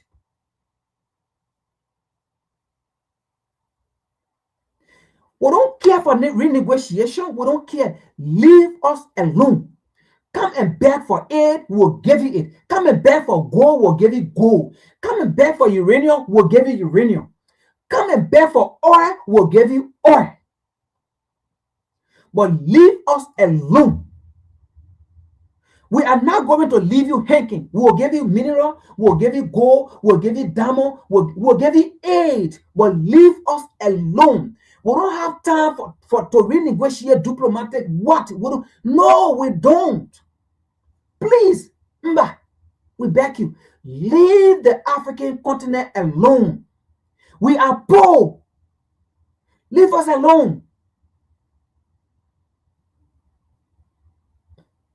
We are working on ourselves so that you can say we are poor again. So that, in fact, we are third world country. Leave us alone. What are you begging third world country for? For your economy to survive. Talking about Mali serve as global center for global competition race for oil, uranium reserve. Oh, I thought you said we poor. How can now we have reserve? How can now we have this? How can we got there? We got this. I thought you said we poor. We third world country. So then, what is your definition of a third world country? What is your definition of poor? Now, your definition of poor, your definition of third world country means to subjugate African people. That's your definition. Your definition of a third world country means to suck African resources so that African people will not benefit. Your definition of a third world country means to make sure you support dictatorship in Africa. Meanwhile, democratic leader, elected leader, you sanction them and take them from power. That is your definition of a third world country. Wow. Really, America? Wow. Really, US? Wow. Really, France? Wow. Really, Great Britain? Wow. Now we see your secret. Now we know who you are. Leave us alone. Come and beg for resources. We'll give it to you. We'll give you aid. Now it is time for Africa to give you aid. Is it so? Right? It is time for Africa to give you aid. No one is denying that. And no one is saying they're not going to give you aid. No one denying that. We'll give it to you. But leave us alone because all your propaganda now working no more. We don't have time for renewed table, renewed diplomatic tie, renewed this, renewed this. All those are BS. Because all the negotiation with you, Africa have never benefited. How can you be supporting terrorism activities on the Africa? Hold on. Let me take this out here. We're going to come back to this article, right? Hold on here. We're going to come back to this article. Let me do this. We're going to come back to that article. Let me show something here. We're going to come back to that article. Let's see something here. You know, we want to tell the US, we are watching. We are watching. We've been watching you. Yeah? Yeah? We've been watching you.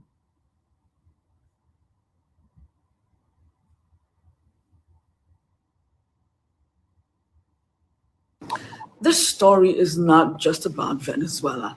It's a warning. When nations control their resources, democracy becomes conditional. Africa, the global south, watch carefully. The question isn't if this pattern exists. The question is, who's next? Venezuela is not the end of the story. It's the lesson. This story is not just about Venezuela. It's a warning. When nations control their resources, democracy becomes conditional. Africa, the global south, watch carefully.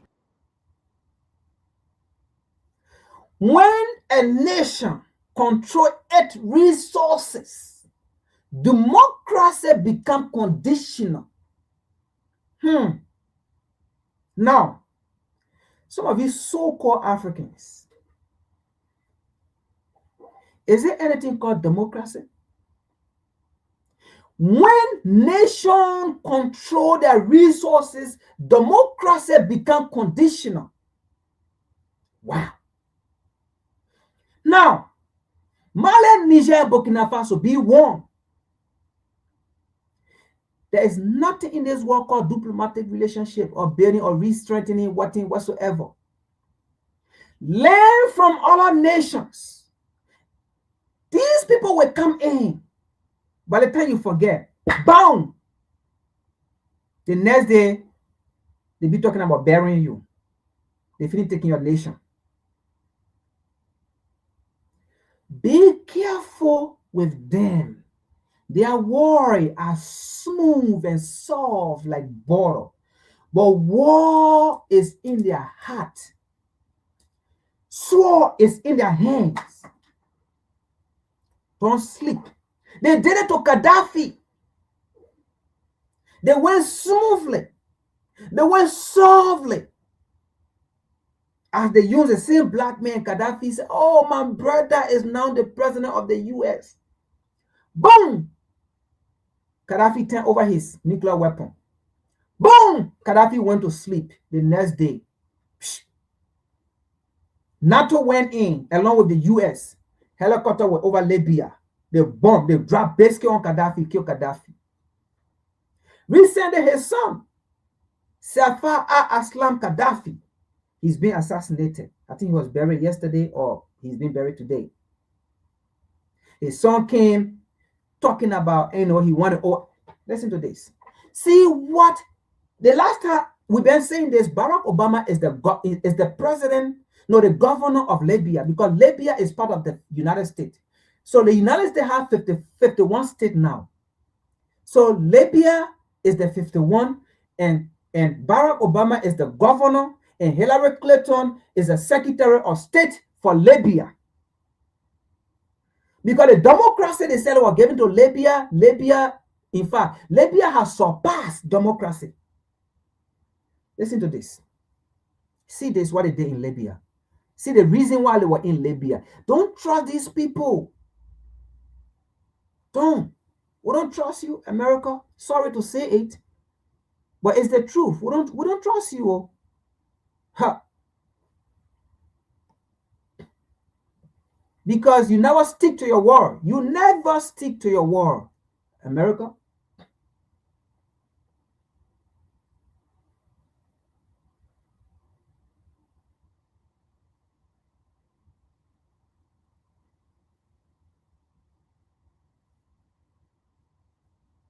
America captured President Maduro.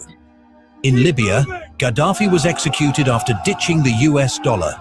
In Iraq, Saddam Hussein was wiped out for his oil reserves. In Vietnam, President Diem and his brother were executed for politics far from home. In Iran, Mohammad Mossadegh was ousted for nationalizing oil. In Guatemala, President Arbenz was removed for imposing taxes on American farms. In Congo, Prime Minister Lumumba was executed for nationalizing uranium. In Cuba, Che Guevara was captured and executed for his socialist policies. In Afghanistan, the US trained locals to fight Russians until locals became the enemies. In Chile, President Salvador was overthrown for nationalizing copper. In Ghana, President Kwame was exiled for cutting off western banks. In Grenada, General Hudson was captured and given a life sentence for aligning with Russia. Is America still the hero, or just the most powerful villain? So, you see, we don't trust you. Because tomorrow, you can come back and bite. The Bible says, the same Bible we all read, be careful with them. Their words are smooth and soft like butter, but words in their heart. Be careful with them. Their words are smooth and soft like butter, but swords in their hands. The moment you forget, you turn your back. Yeah. You be gone. They did it to Libya recently. In our own eyes, we saw it. After Barack Obama went in, he talked smoothly. He moved smoothly. Gaddafi said, oh, Oh, my black brother is now the president of the US. Now, what Hillary Clinton said, we have been beyond Gaddafi for 30 years and we can't get him. And we use his brother, the black man. And you know how it is. That's history, right? The black man always used to go against black men, to fight black men. So Barack Obama went in and Gaddafi fought for Barack Obama. The moment Barack Obama turned his nuclear weapon over, boom, NATO went in. They bombed Libya. They funded the Arab Spring, another terrorist group. They killed Gaddafi. They destroyed Libya. They seized the Libyan assets overseas, billions of dollars. They have it. So when they saw Gaddafi's son, Siafa Aslam Gaddafi, fighting for the assets, the Libyan assets overseas that have been seized, and Gaddafi's son fighting to regain the oil, the Libyan oil. What happened? They killed Gaddafi's son. Be careful. War in your heart, sword in your hands. Their words are smooth, like butter and oil, but don't sleep on them. You see what Kwame Nkrumah said? The neo-colonialists are never, ever asleep. When it comes to doing what they do best towards African people, they are never asleep. In the same way, Africans should never be asleep on the neo-colonialists. So Mali, Niger, and Burkina Faso don't never sleep on Washington, D.C. or Europe. Nkrumah warn you and Nkrumah warn us. Never sleep. And equally so, never sleep on those slave puppets in Africa called as African leaders. Oh yes? Let me show you something. This is the VCC. We love what we do.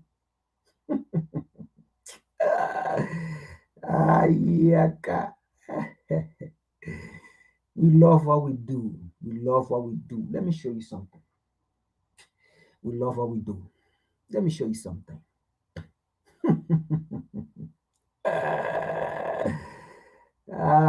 Boy.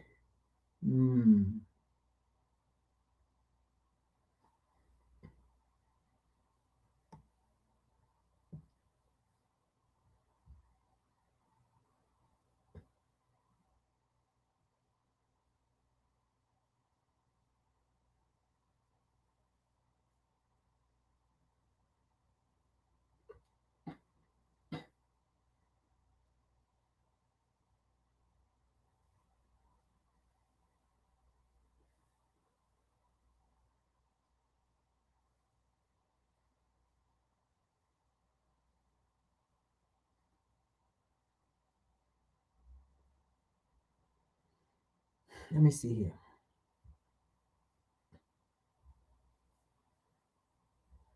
African dignity and African awareness. Please subscribe, like this video, share it, and leave your thoughts in the comments. Because today's report is not just information, it is clarification. The breaking news we are bringing back today did not happen yesterday, and it did not happen last week. It happened a few months ago. So why are we talking about it again now? That is the first important question, and the answer is simple. Because recent confessions and revelations have now confirmed what many Africans suspected, but could not clearly prove at the time.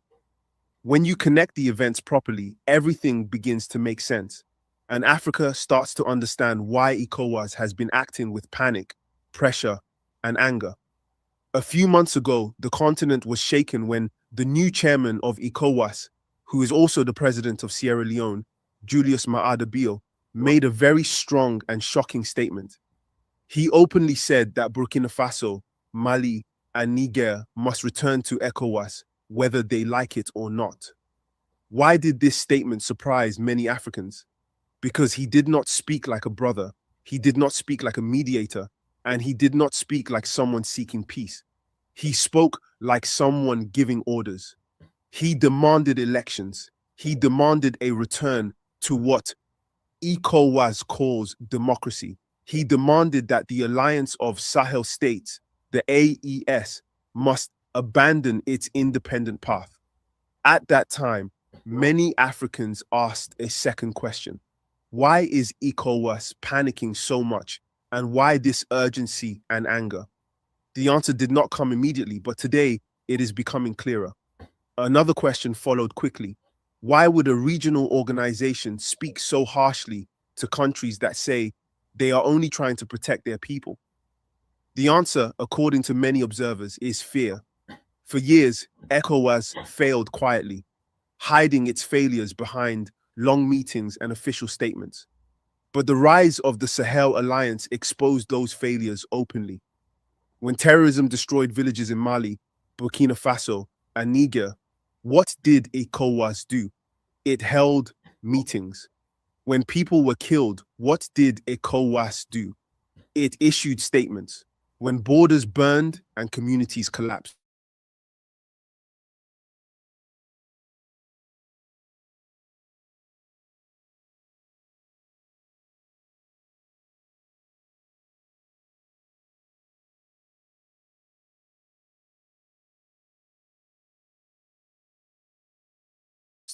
what did The worst freaking state to live in right now is Pennsylvania, and nobody's talking about. talk about?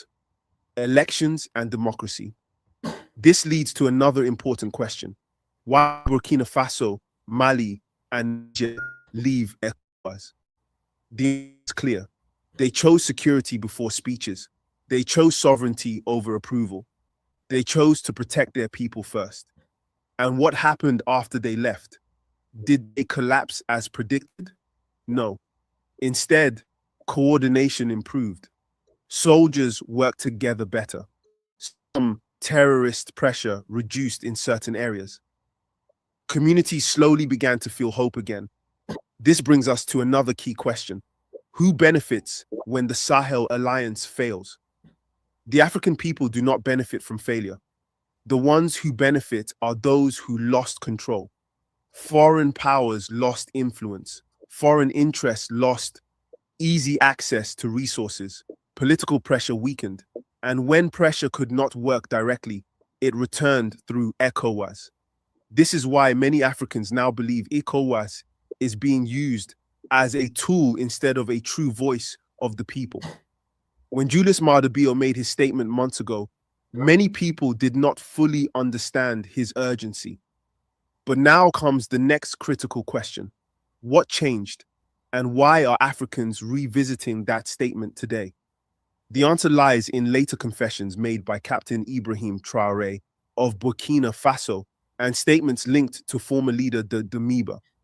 Captain Traoré later revealed that there was an attempted coup on January the 3rd, 2026. Was this coup random?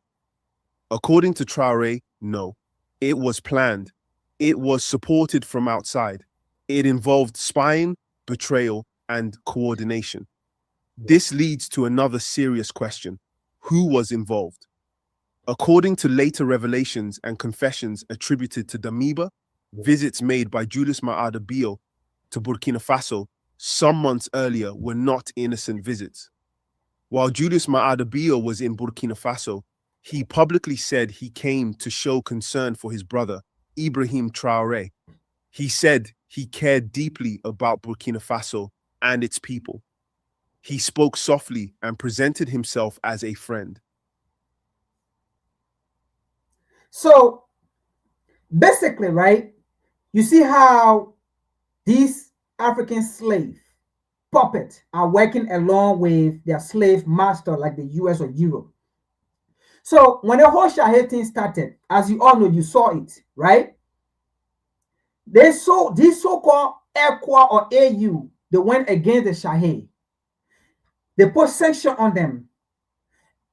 I mean, we reported on the Sarastan. And then the US are so vocal. supporting ECOWAS to go and wage war. The U.S. was so vocal. Many times they have the U.S. Africa Summit whatsoever. The three nations, they deny invite the three nations. They sideline them. I mean, everything with the hope that these nations will fail. But as our forefathers stood behind these people, these leaders did not fail. And the people were able to understand what the three leaders wanted or wants. And they stood behind those three leaders. And today, look at where they are. What then happened? Because during that time, ECOWAS or AU, ECOWAS fought hard for these nations to come by. And what Tinubu, even Tinubu at that time, Nana Akufo-Addo said they were going to work in other ways, in various ways, to get these people back. Tinubu said they was going to work after they had threatened these people to come back, and they said no. Then they start saying they will do other means to get these people back. It did not work. What then happened? And other means could be coup, I mean, everything, supporting terrorists, supporting this, right? Other means could be sending these puppet African leaders like Mother Bill. They went there. But you see, as an African leaders, if you are not doing what the three nations, Mali, Niger, and Burkina Faso are doing, we are not for you. Absolutely, your terms are enormous. It is just a matter of time for you to be removed and for your people to go against you. So they have worked in various ways. So Mother Bio, Ivory Coast, Alassane, and then Patrick, Talon, Benin, all these people, they are all kidnappers. They are all slaves working with the West to overthrow these leaders, to make sure these leaders fail. Not because these leaders are doing the wrong thing. The truth is, these leaders are doing the right thing, that those African leaders who are against these leaders are not doing anything, but want to be slaves in their own continent or on their own continent. So they will go in acting like friends, but get intelligence. Let's watch a video and see here. I don't want to take much. I have taken much, but let's continue. But according to Damiba's confession, these words were lies. So why did Julius Maada Bio? So just to clarify that, right, the member, right, was the first military guy, along with Abraham Traoré, that removed the president of Burkina Faso that was backed by Europe and Washington, D.C.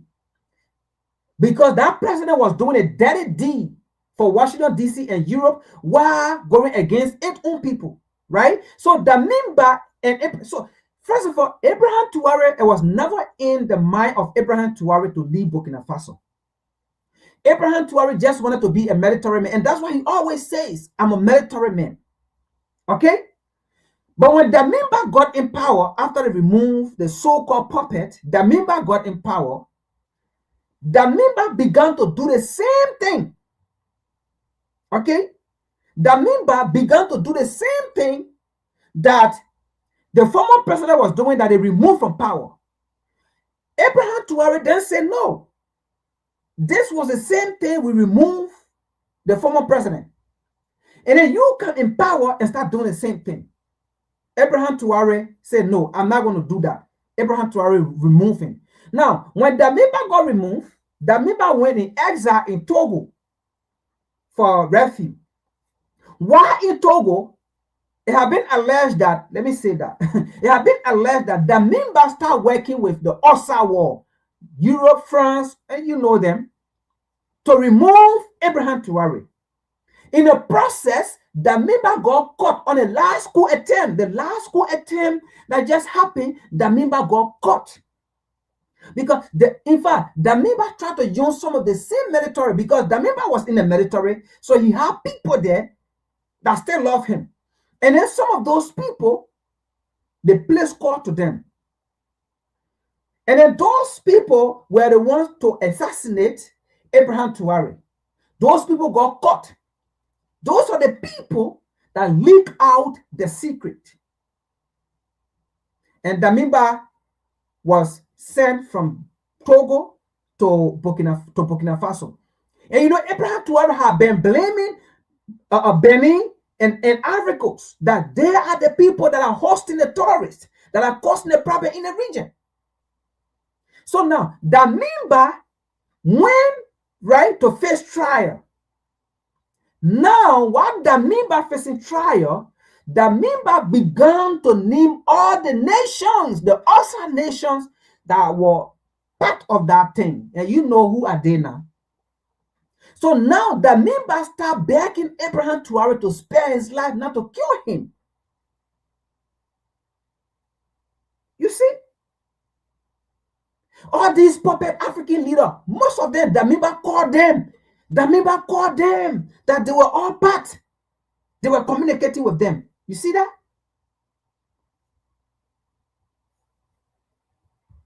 Really visit Burkina Faso. According to Damiba, the visit was not about friendship or concern. It was a... So this was Mother Bill versus to Burkina Faso at that time.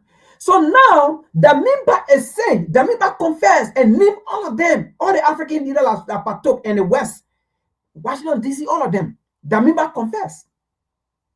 Now Damiba told Abraham Traore, when Mother Bill came to you, it was not diplomatic. Come on, look. It is sad, man. It is sad. About spying. He claimed that Julius Maada Bio came to study the defense and security system of Burkina Faso. He wanted to understand how the military was organized, how the government of Ibrahim Traore functioned, and how strategies could later be formed to strike. This raises another powerful question. If this confession is true, what does it mean for ECOWAS and its actions? It means that the pressure from ECOWAS was never only about democracy. It was about control. It was about weakening the Sahel leaders. It was about creating instability so that the world could later say these leaders have failed. So why are we confirming this story now?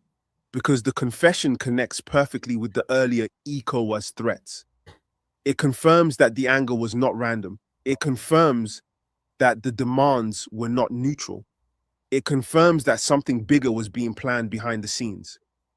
But did the plan succeed? No, coup fail. The answer is loyalty and awareness. The army remained loyal. The people stood firmly with their leaders. And slowly, the truth began to come out. This leads to another question.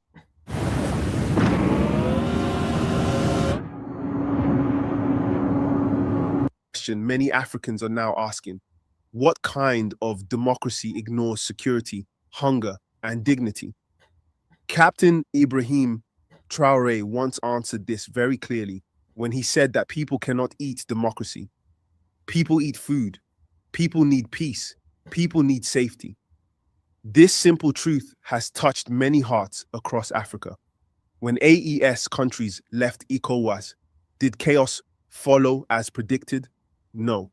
Instead, cooperation improved, outside interference reduced, confidence grew, and this scared those who depend on weak African states. So what is the Sahel Alliance today?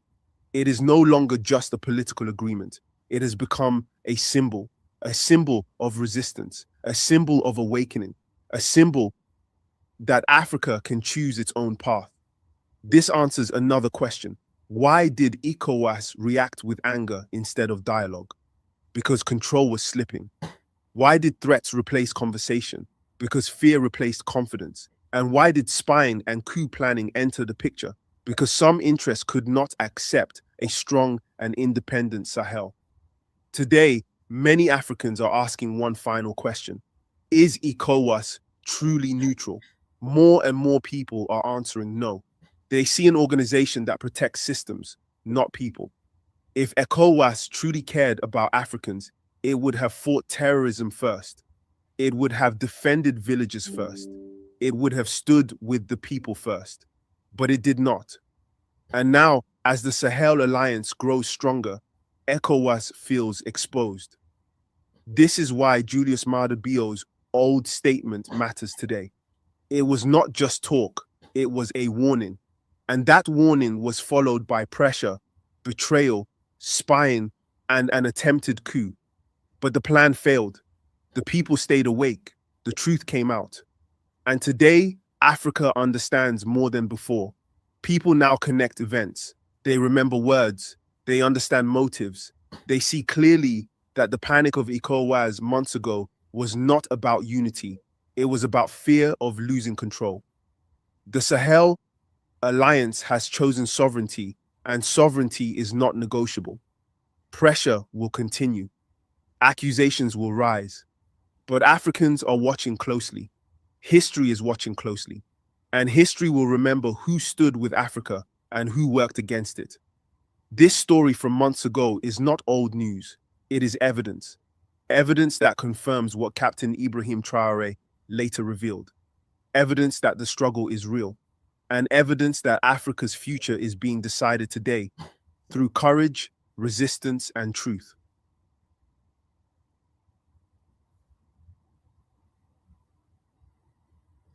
Let's see another one here.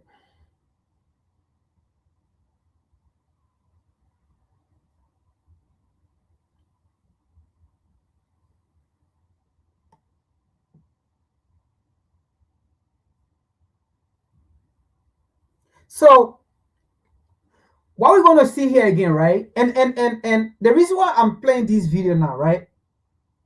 Just to go to the Shahid Nation, Abraham Traore, Tiani, and yeah, they will see it. We get to them anyway. But it's to warn them seriously.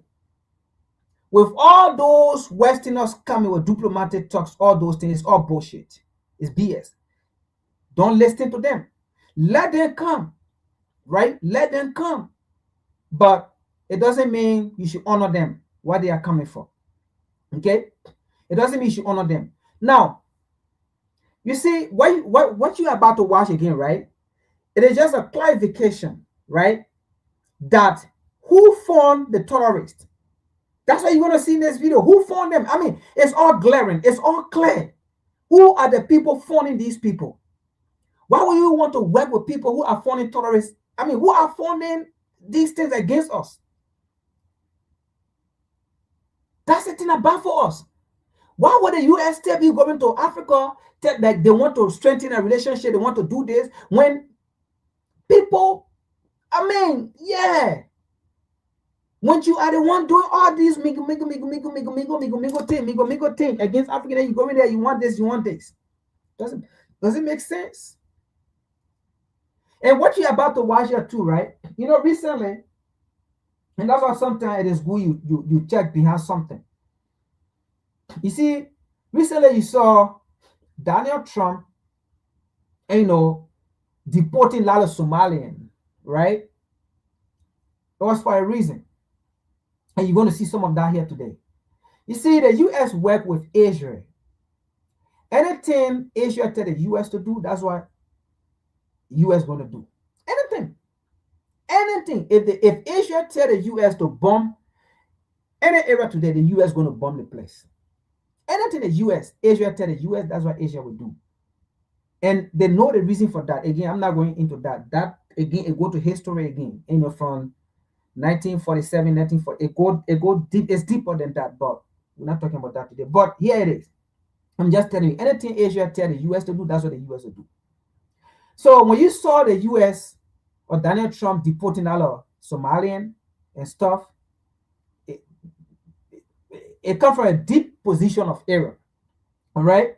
So, you know, in Somalia, you have Somalia and you have Somaliland, right? And Somaliland. So first of all, when you hear, I mean, I don't want to get into this topic. It just, I mean, yeah. All right. When you hear about the Horn of Africa, oh my God. When you hear about the Horn of Africa, that's that region. That's Somalia, the Horn of Africa, all right? So the Africa map is somehow, and then you go and you see the little horn down. That area there is a strategic place, all right? And that's Somaliland there, right? So, you know, divide and Congo. Israel won for Somalia, right, to grant sovereignty to Somaliland. Because Israel, that's why you see Israel was the first to congratulate Somaliland about independence and all of those things, blah, blah, blah, blah, blah. Not because they love Somaliland, although not because they love them. But what happened here is Somalia did not agree. Yeah. Immigration thing where you saw Somali people, they deporting them. Somali did not agree to that. And you see that region is where a lot of things happen. I don't want to go into detail, but a lot of things happen there. You know, ammunition, deal, you know, a lot of things are being shipped to the terrorists. Oh my God. All right. A lot of things are being shipped in our region to the terrorists. You see what happening today? Oh my God. Okay. A lot of things have been shipped on that area, right? To the terrorists in our region and coming all the way to West Africa. All right? That's why they ship all the ammo, all the supply for the terrorist activities and things. You see it? Okay, so what happened here now is Somali went and took a major airport that was controlled by Israel and the United Arab Emirates in our region. All right, okay, let's go. Let's continue. So Somali took the port. So basically, nothing coming. All right, I will stop right there. You understand? Maybe we'll discuss that another time. So nothing coming. So what happened here is the United States have to retaliate. So Israel said, okay, so US, this was all right. So yeah, okay, let's continue. All right, I'm just giving you a hint. What's the reason behind the heavy deportation of Somali, so they have to retaliate. Oh, you took it, major airport, like they were doing, so they took it from them. You see? Sometimes, look, what you see happening, sometimes you have to go do research and know what is, because everything that happened, that there is a reason, something behind it. Look, nothing happened just because it happened. No, something behind it.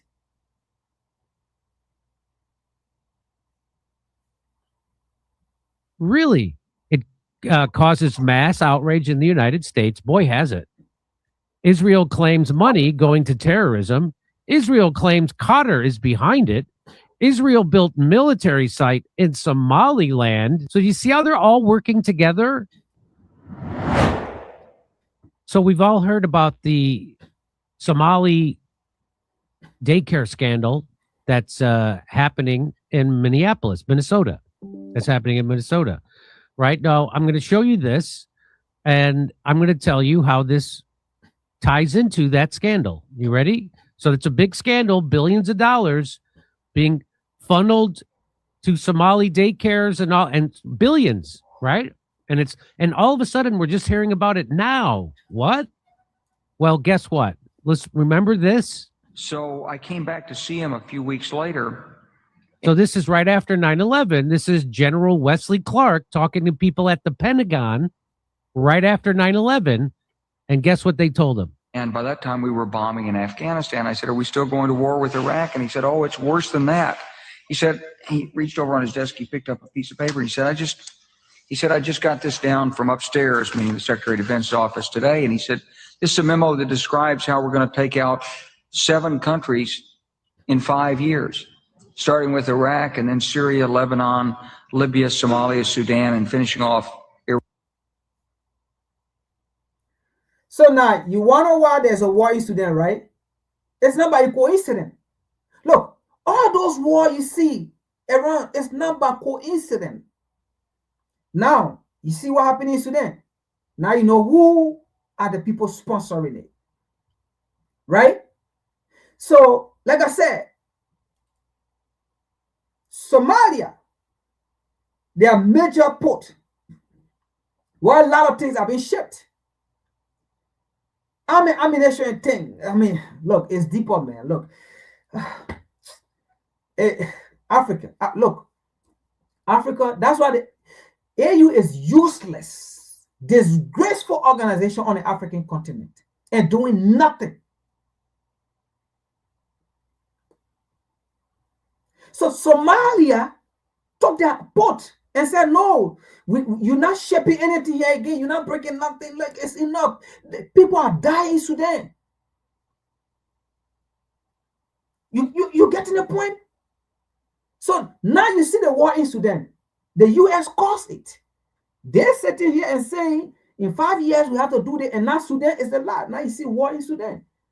So you think, and that's the same thing they did in Liberia. And then Liberian people sit and say it was a civil war. And that's the same thing that happened in Sudan. And people are saying the Sudanese is too military, how they call it, government fighting among themselves. No. It was well planned. And that's the same thing they did in Liberia. Destroy the country.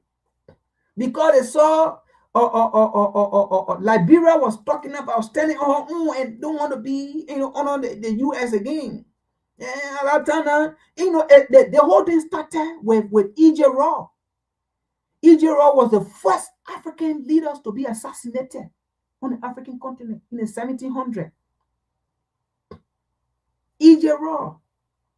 In the 1800s, sorry, in the 1800s, the first African leader to be assassinated came from Liberia, E.J. Raw. So the war that was in Liberia, it started way back. It was just building up until it came to Togo. When it came to Togo, when Togo decided that, okay, we don't want to be under the U.S. now, we have to venture out to go to other people, saying the U.S. does not want to do that, then we got to do that again. So the U.S. thought now Liberia was slipping from her. It started from there. Boom! They killed Togo. Then they told Doe, they put Doe in seat. When Doe came there now, Doe start getting smart and thing, start talking. Now, those start looking at Togo play. Those start talking about going to Russia because they knew the U.S. would not help him. They knew the U.S. did not help E.J. Raw. They killed E.J. Raw. The U.S. did not help Togo. They killed Togo. So they knew he's not going to get help again from the U.S. too. Because the U.S. policy, foreign policy, is not to invest in your country to make it independent, so that you can rely on them. The U.S. foreign policy is to subjugate you, to make you dependent on them, so you can't go nowhere, to make it feel that you can't survive without the U.S. That's the U.S. foreign policy. That's the U.S. foreign policy. In fact, that was how their CIA was funded. Go and do research and see the reason for the funding of the CIA. Now, I'm talking about the African people who don't know this. But I know people in the U.S. know this. Maybe some U.S. people do not know it. But go and do research and you will see why in the first place the U.S. was funded. I mean, the CIA. The CIA was funded to back the U.S. foreign policy in countries. So when Doe came to, Doe too decided that, okay, you know what, we got to venture out. Liberia got to move on our own. We got all these resources. We can't produce nothing. We can't produce car. We got iron ore. Go. There are some messages. Go do research. You'll see messages from Doe that was speaking. You see it? So they removed Doe. They was like, no, in removing Doe, We got to create war now. Then we got to take the country back. So it's a lot. It was not a civil war. It was a war plan. Let's continue. So now today you see Sudan. War is there, right? All right. Mali, Niger, Burkina Faso, be careful. War is in their heart, even though they are coming with soon war. And a soft war. Oh, you know, we are in a global society. We are coming to renegotiate. You know, we have some missteps, you know, with our relationship. You know, we respect your sovereignty. You know, we respect the Malian government now. We see you as government. We don't see you as junta. We don't see the Burkinabe government as junta or military. We respect your sovereignty. You know, we respect your people and things. Yeah, so all BS. Don't listen to it.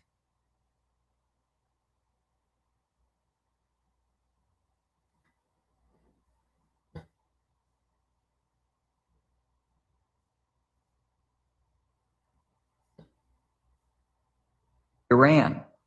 He said Somalia. What? What? Somalia? Why would we be going into Somalia? What the heck is that about? Okay, so here's a guy. This is Madi Shoshani, and he's the host of TBN Israel. And here's what he's going to tell you that you don't know about the Somali daycare scam. Here we go. How is the Israeli Mossad related to the recent corruption that was discovered in Minnesota? You're not going to believe it, but there actually is a substantial connection, and it runs through the Israeli Prime Minister office. I'll start from the end. Israel just established relationships with Somaliland, which is not Somalia. But the backstory to the whole Minnesota corruption story is that much of those funds, and again, I think the initial number that came out is about $9 billion. Again, this is crazy. American taxpayer money of, let's say, $15 billion that they imagine were stolen or misdiverted from public funds. About $9 billion of those were sent back to support terrorism, or what they would call the Muslim Brotherhood actions, and this is tied into Qatar. And Israel, of course, was behind the scenes, and I know people love these conspiracies, in leaking some of the information that is responsible or related to the funding of terrorism using that exact money. So the fact that Israeli Prime Minister Netanyahu has a phone call and recognizes Somaliland is tied into Qatar being a supporter of the Muslim Brotherhood, tied into the Somali funds that were stolen in Minnesota funding terrorism in the Middle East. So you heard that. People funding terrorists around all these places. Let's continue. Let's continue. Now we already know who fund terrorists. All right. So it's not an old. That is a story that came out right now. It really blows my mind how global terrorism works, but it's such an amazing thing that it was uncovered, and I'm sure there's more news to come on this topic. Okay, so here's where Gen X girl comes in. She says the timing, who benefits from amplifying a scandal now that was uncovered back in 2020? Because it was. Isn't that weird? So, and she links to this. She says, so how beneficial do you think it is for Americans to be outraged at Somalis right now when Israel wants the U.S. government to support its effort to break up Somalia into two countries where Israel has a military base and is really in the Israel-backed portion of Somalia, which is called Somaliland? Wait, what? Yeah.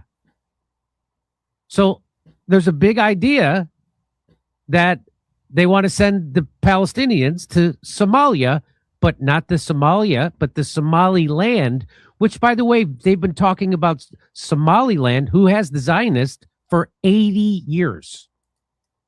This is not a new thing. So here,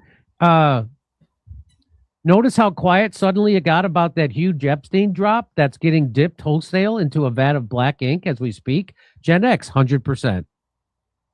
So they're about to pull out more distractions than a magician at a child's birthday party. So Israel says Mossad was behind the Somali fraud story. Really?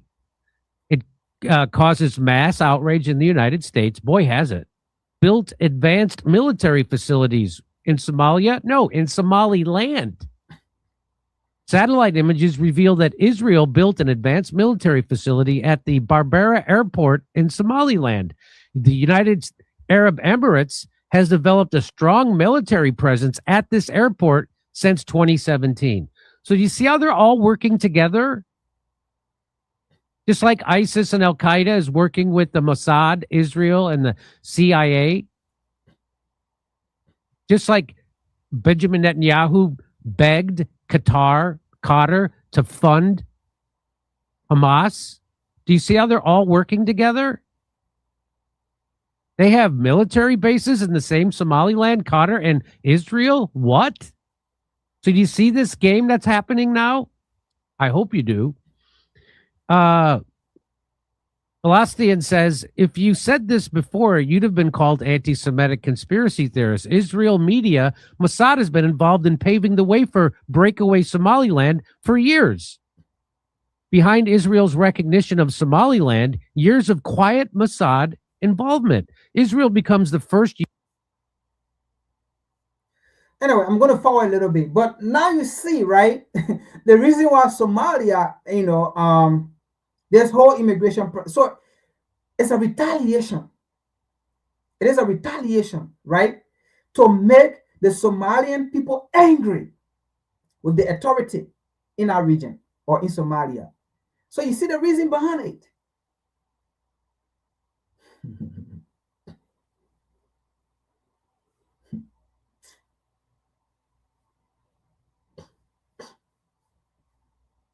UN member to recognize Somaliland as a sovereign state, drawing condemnation from Somalia, from Turkey, and Egypt. The move reflects strategic interests near Houthi-controlled areas and years of quiet Mossad engagement.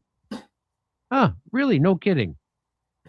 And by the way, when Israel recognizes you, how they are recognizing Somaliland, when they recognize you, it's kind of like when a mountain lion sees you. It just means that they're coming for you next. That's what that means. So here, Mark Dubowitz says, for those mocking why Israel would engage Somaliland, look at the map. Somaliland sits on the Gulf of Aden next to the Bab el-Mandeb, a choke point for global trade and energy. Across the water are Iran-backed Houthis firing on Israel and shipping. Somaliland offers stability. It offers ports, intelligence access, and a non-Iranian platform on the Red Sea. Similar reasons why the U.S. has a military base. So you see right there, right? So now that's the home of Africa right there. Okay? So and Somalia is not agreeing for Somaliland to be an independent state or nation. Because Somaliland is part of Somalia. And Somalia is saying, we are not going to agree for Somaliland to be an independent state. Because first of all, if Somaliland is an independent state, then that means this horn of Africa right here, you see the whole sea is a major shipping area. It's going to be under the control of Somaliland, which now will be under the control of what? Israel, right? And now you're talking about Europe and the West. So in fact, they're going to have control of this sea because they already have base there already. So that's why you see the punishing Somalia. It's retaliation against Somalia. In Djibouti. Really? Okay. There it is. Somaliland. Somalia. Somaliland. There's Yemen. Those are the people who were bombing Israeli boats because Israel's committing a genocide against the Palestinians. So the people in Yemen, the Houthis in Yemen, are doing what the rest of the world should be doing, sanctioning. So and again, as you can see right here, right? So basically, so first of all, you see all these places, right? Yemen, they were all part of Africa. They were all part of Africa. That place you call the Middle East, that's Africa. All right, in the 1800s, I mean the 1800s, because it was 1884 before they divided Africa and make Middle East, Middle West. So these places were all part of Africa. Okay, so what happened here now is Asia want to come, the European, they want to come here, settle here, have this place. All right, have this place, because they will control the whole Gulf Coast here. They will control the whole place. You see it? They will, and then Yemen, as you can see right here, Yemen will be in the middle, because they're going to be all here, and then Yemen in the middle, and Yemen will have nowhere to go. So you see, it's the same thing they try to do in Nigeria today. Okay, it's the same thing they try to do in Nigeria, to sit in Nigeria, and then have access to Mali, Niger, and Burkina Faso. So this thing, you see, is deep. While Washington D.C. is sending military troops they're already in Nigeria, because first of all, Nigeria does not have, how do you call it? Nigeria does not have an army. They have army, but they don't have army personnel to protect. No, they signed a deal with the U.S., so the U.S. control them with Buhari. So you see what they're doing, right? While they were sending troops in Nigeria, at the same time, they have their representative going to Mali, Niger, Burkina Faso to some. I mean, it's crazy. It's crazy. And at the same time, they are based in Ghana, right? The U.S. base in Ghana it is also being used to spy on Burkina Faso. You know, Burkina Faso, they share border with Ghana and all of those things. So they are based in Ghana, are being used, or it is being used to spy on Nigeria, on how they call it, Mali, Niger, and Burkina Faso. So if they have a base in Nigeria, in fact, it's even going to make it even easier. So the whole thing about them going to Mali, Niger, Burkina Faso to make peace agree to renegotiate is all BS. So when they sit here in Somaliland, they control the entire region of Africa.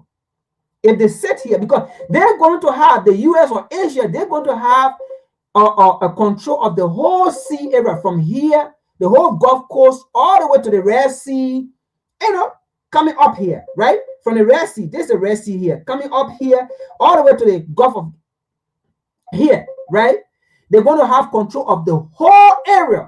Now, Somalia, what's going to happen to Somalia? Somalia are going to be cut off of the sea.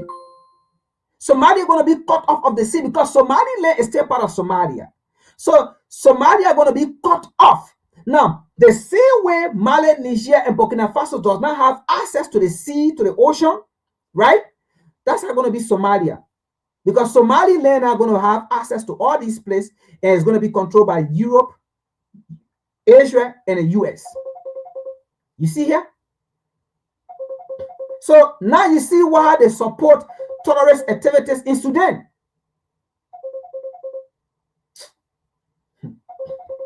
Is Israel over a genocide it's committing, but they're not. Of course they're not. Of course they're not. So there it is. 60,000 to 70,000 square miles there for this purpose. This territory is inhabited by a small agricultural population who are not likely to raise great.